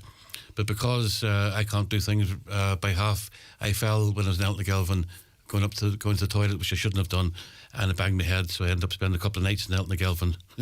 So then I came back to Letterkenny, and then I went to Galway, and by the time I went to Galway, the stents had closed. I had to be re-stented in Galway. Right. So I wasn't your normal patient, you know. And did you were you assured with the great care you would have got through your cancer treatment that really you must have thought, right, if anything's going on here, it's been flagged? Again, you find out subsequent to that, you get blood. I'm getting bloods. I continue to get bloods taken regularly, but now I'm getting bloods taken for my heart and also for any flags. Yeah, correct, and also for cancer. But seemingly, the different types of bloods taken different ways. They're looking for different cancer markers for the cancer blood, you know, and different markers for the. Okay. So to cut a long story short, Greg, that one doesn't necessarily know that there's something wrong, and then there could be other markers for a brain tumour or something or what. So you have to have the right set of bloods done for the right thing. Yes. And obviously, Harry, you're here because of people like in the first instance, your family, and you talked about the series of lucky things that happen, but obviously you're here for a reason. Someone wanted you to stick around. And also the importance of this awareness of how to use a defib, where they are, familiarise yourself. Video, again, don't want to overfocus on that. I mean, they didn't have to ask twice for you to sort of talk about this, I would imagine, Harry. Absolutely not. I mean, a couple of weeks after the event, Greg, I happened to say to my mother, I must do the lottery. And she says, no, son, you won the lottery. And I think that sums it up. You can colour it whatever way you like, you know, but if Tricia and the kids hadn't been there, and then Teig and Kevin, the lads, hadn't been there, then the ambulance crew, then it was airlifted from Donegal town to, you know, so all the constituent parts, everything needed to fall right for me. Thank God, everything fell right for me. And we're chatting here today, and it's hard to believe that 12th of March, I effectively died. You know, well, I didn't effectively die. I died. Yeah, and even saying it, it's one thing saying it, it's another thing processing it, I'd say, because you know especially with your background, it must feel like you're writing someone else's story, but you're living it. And not only that, but it's an unbelievable story. Yeah, you know, about 3 sentences into that, Greg, I was sort of saying, no, that didn't happen. Yeah, because some make the front page, no one will believe it. Take the clock is flying here. So is there anything else that you want to get across here? Well, I was really to say to people not to be afraid to have a go. Identify where your local defibrillator is, be aware of where it is, actually go up to it and open it. I mean, the ones in our drive, because when you're opening it just now, you're calm. When you're opening it when you need it, you're not calm. So have a go at opening it just now. Also, know your defib. Now, we've launched the Message in a Bottle initiative within the Ardra area for Glenties, Ardra and Portneuf, and it's for people with underlying medical conditions, but front and centre on that form is your air code. I'm from Glasgow. I haven't a clue, the town lines around. You say that as if it's a weakness, but I do understand the context. Yeah, exactly. It's just about geography. And there's an irony here in Ardra, you can't charge your car, but you can charge a Harry. Isn't that it? Very good, Greg. Right, okay. All right, listen, Harry, it's great to hear your story. And as I say, there's obviously a good reason why the cars fell as they did, and we're delighted that they did. And you just keep saving lives. Yeah. We're looking for volunteers at the moment. All right, in about 30 seconds, if you don't mind. We're looking for volunteers with both Ardra and Glenties first responders, but you can also contact the volunteer centre because there are other groups around Donegal that are looking for volunteers all the time. You get full certified training. There's ongoing support as well. Do you know what we might actually do, if you don't mind? We might get you, even if it's on the phone, and do a separate conversation about the recruitment of responders, because I think that's such an important part of this. Yep. Rather than just chuck it in at the end, and that's my fault, not yours. Is that all right? Not at all. Perfect. Okay, listen, Harry, thanks so much. Thank you so much as well. Thanks, we'll chat again. We'll be back very briefly after this break because we've 2 quick breaks to get in. The 9 till noon show is brought to you by Letterkenny Credit Union, offering low-rate car loans with fast approval. Apply online at letterkennycu.ie or in office today. Times 3 investment boost for farmers. For more in your Farmer's Journal, here's Paul Mooney. From cattle fencing to carving cameras, we reveal 50 new items eligible for grant aid. Find out how you can secure up to 60% funding for many items. Solar panels for your house and sheds, increased grants for sheep and suckler farmers, money for bale splitters, tillage and slurry equipment, and a new package of grants for farmers with horses. Plus, don't miss your free 24-page kids newspaper inside this week's Irish Farmer's Journal, on sale now. Do you have a stoma? Coloplast Ireland's free stoma review clinic comes to the Radisson Blue Hotel in Letterkenny on Tuesday the 28th of February. Registered stoma nurse Eileen Lim-June will review your stoma, access your requirements and offer any training or ongoing support you may require. For more information or to register for an appointment, call Coloplast on 019 190 190. From the morning routines to cosy family moments, Grant has been bringing comfort to homes for over 45 years. With our biofuel-compatible condensing boilers, heat pumps and underfloor heating, you can trust Grant to heat your home now and into the future. Think heating, think Grant. Visit grant.eu. Every Tuesday morning on Highland Radio, we'll be joining Colm and Sophie for Clar's a Car as we catch up with them for some canned sugars crank on the way to school. Next week, we'll be chatting about sports. Agus bei Jeshigov were couple of Fakala Usage Freshing, so Biggie Lane, Mudging Jamarch, and Shaw are Highland Radio. The Naughty Alarm Clock. Arna Weenu ag Udras Krelahain na Heron, na Chantalia Cadinis Telefisha. Highland Radio weather updates with Ireland West Airport. Fancy a European city break this summer? Discover the beautiful cities of Barcelona, Cologne and Milan with Ryanair. 6 flights a week for summer 2023. Ireland West Airport. Don't just take off, take it easy. Cloud thickening during the afternoon, bringing the odd light shower. Highest afternoon temperatures of 6 to 9 degrees. We'll chat to you tomorrow morning at 9. Have a lovely Thursday. The 9 till noon show is brought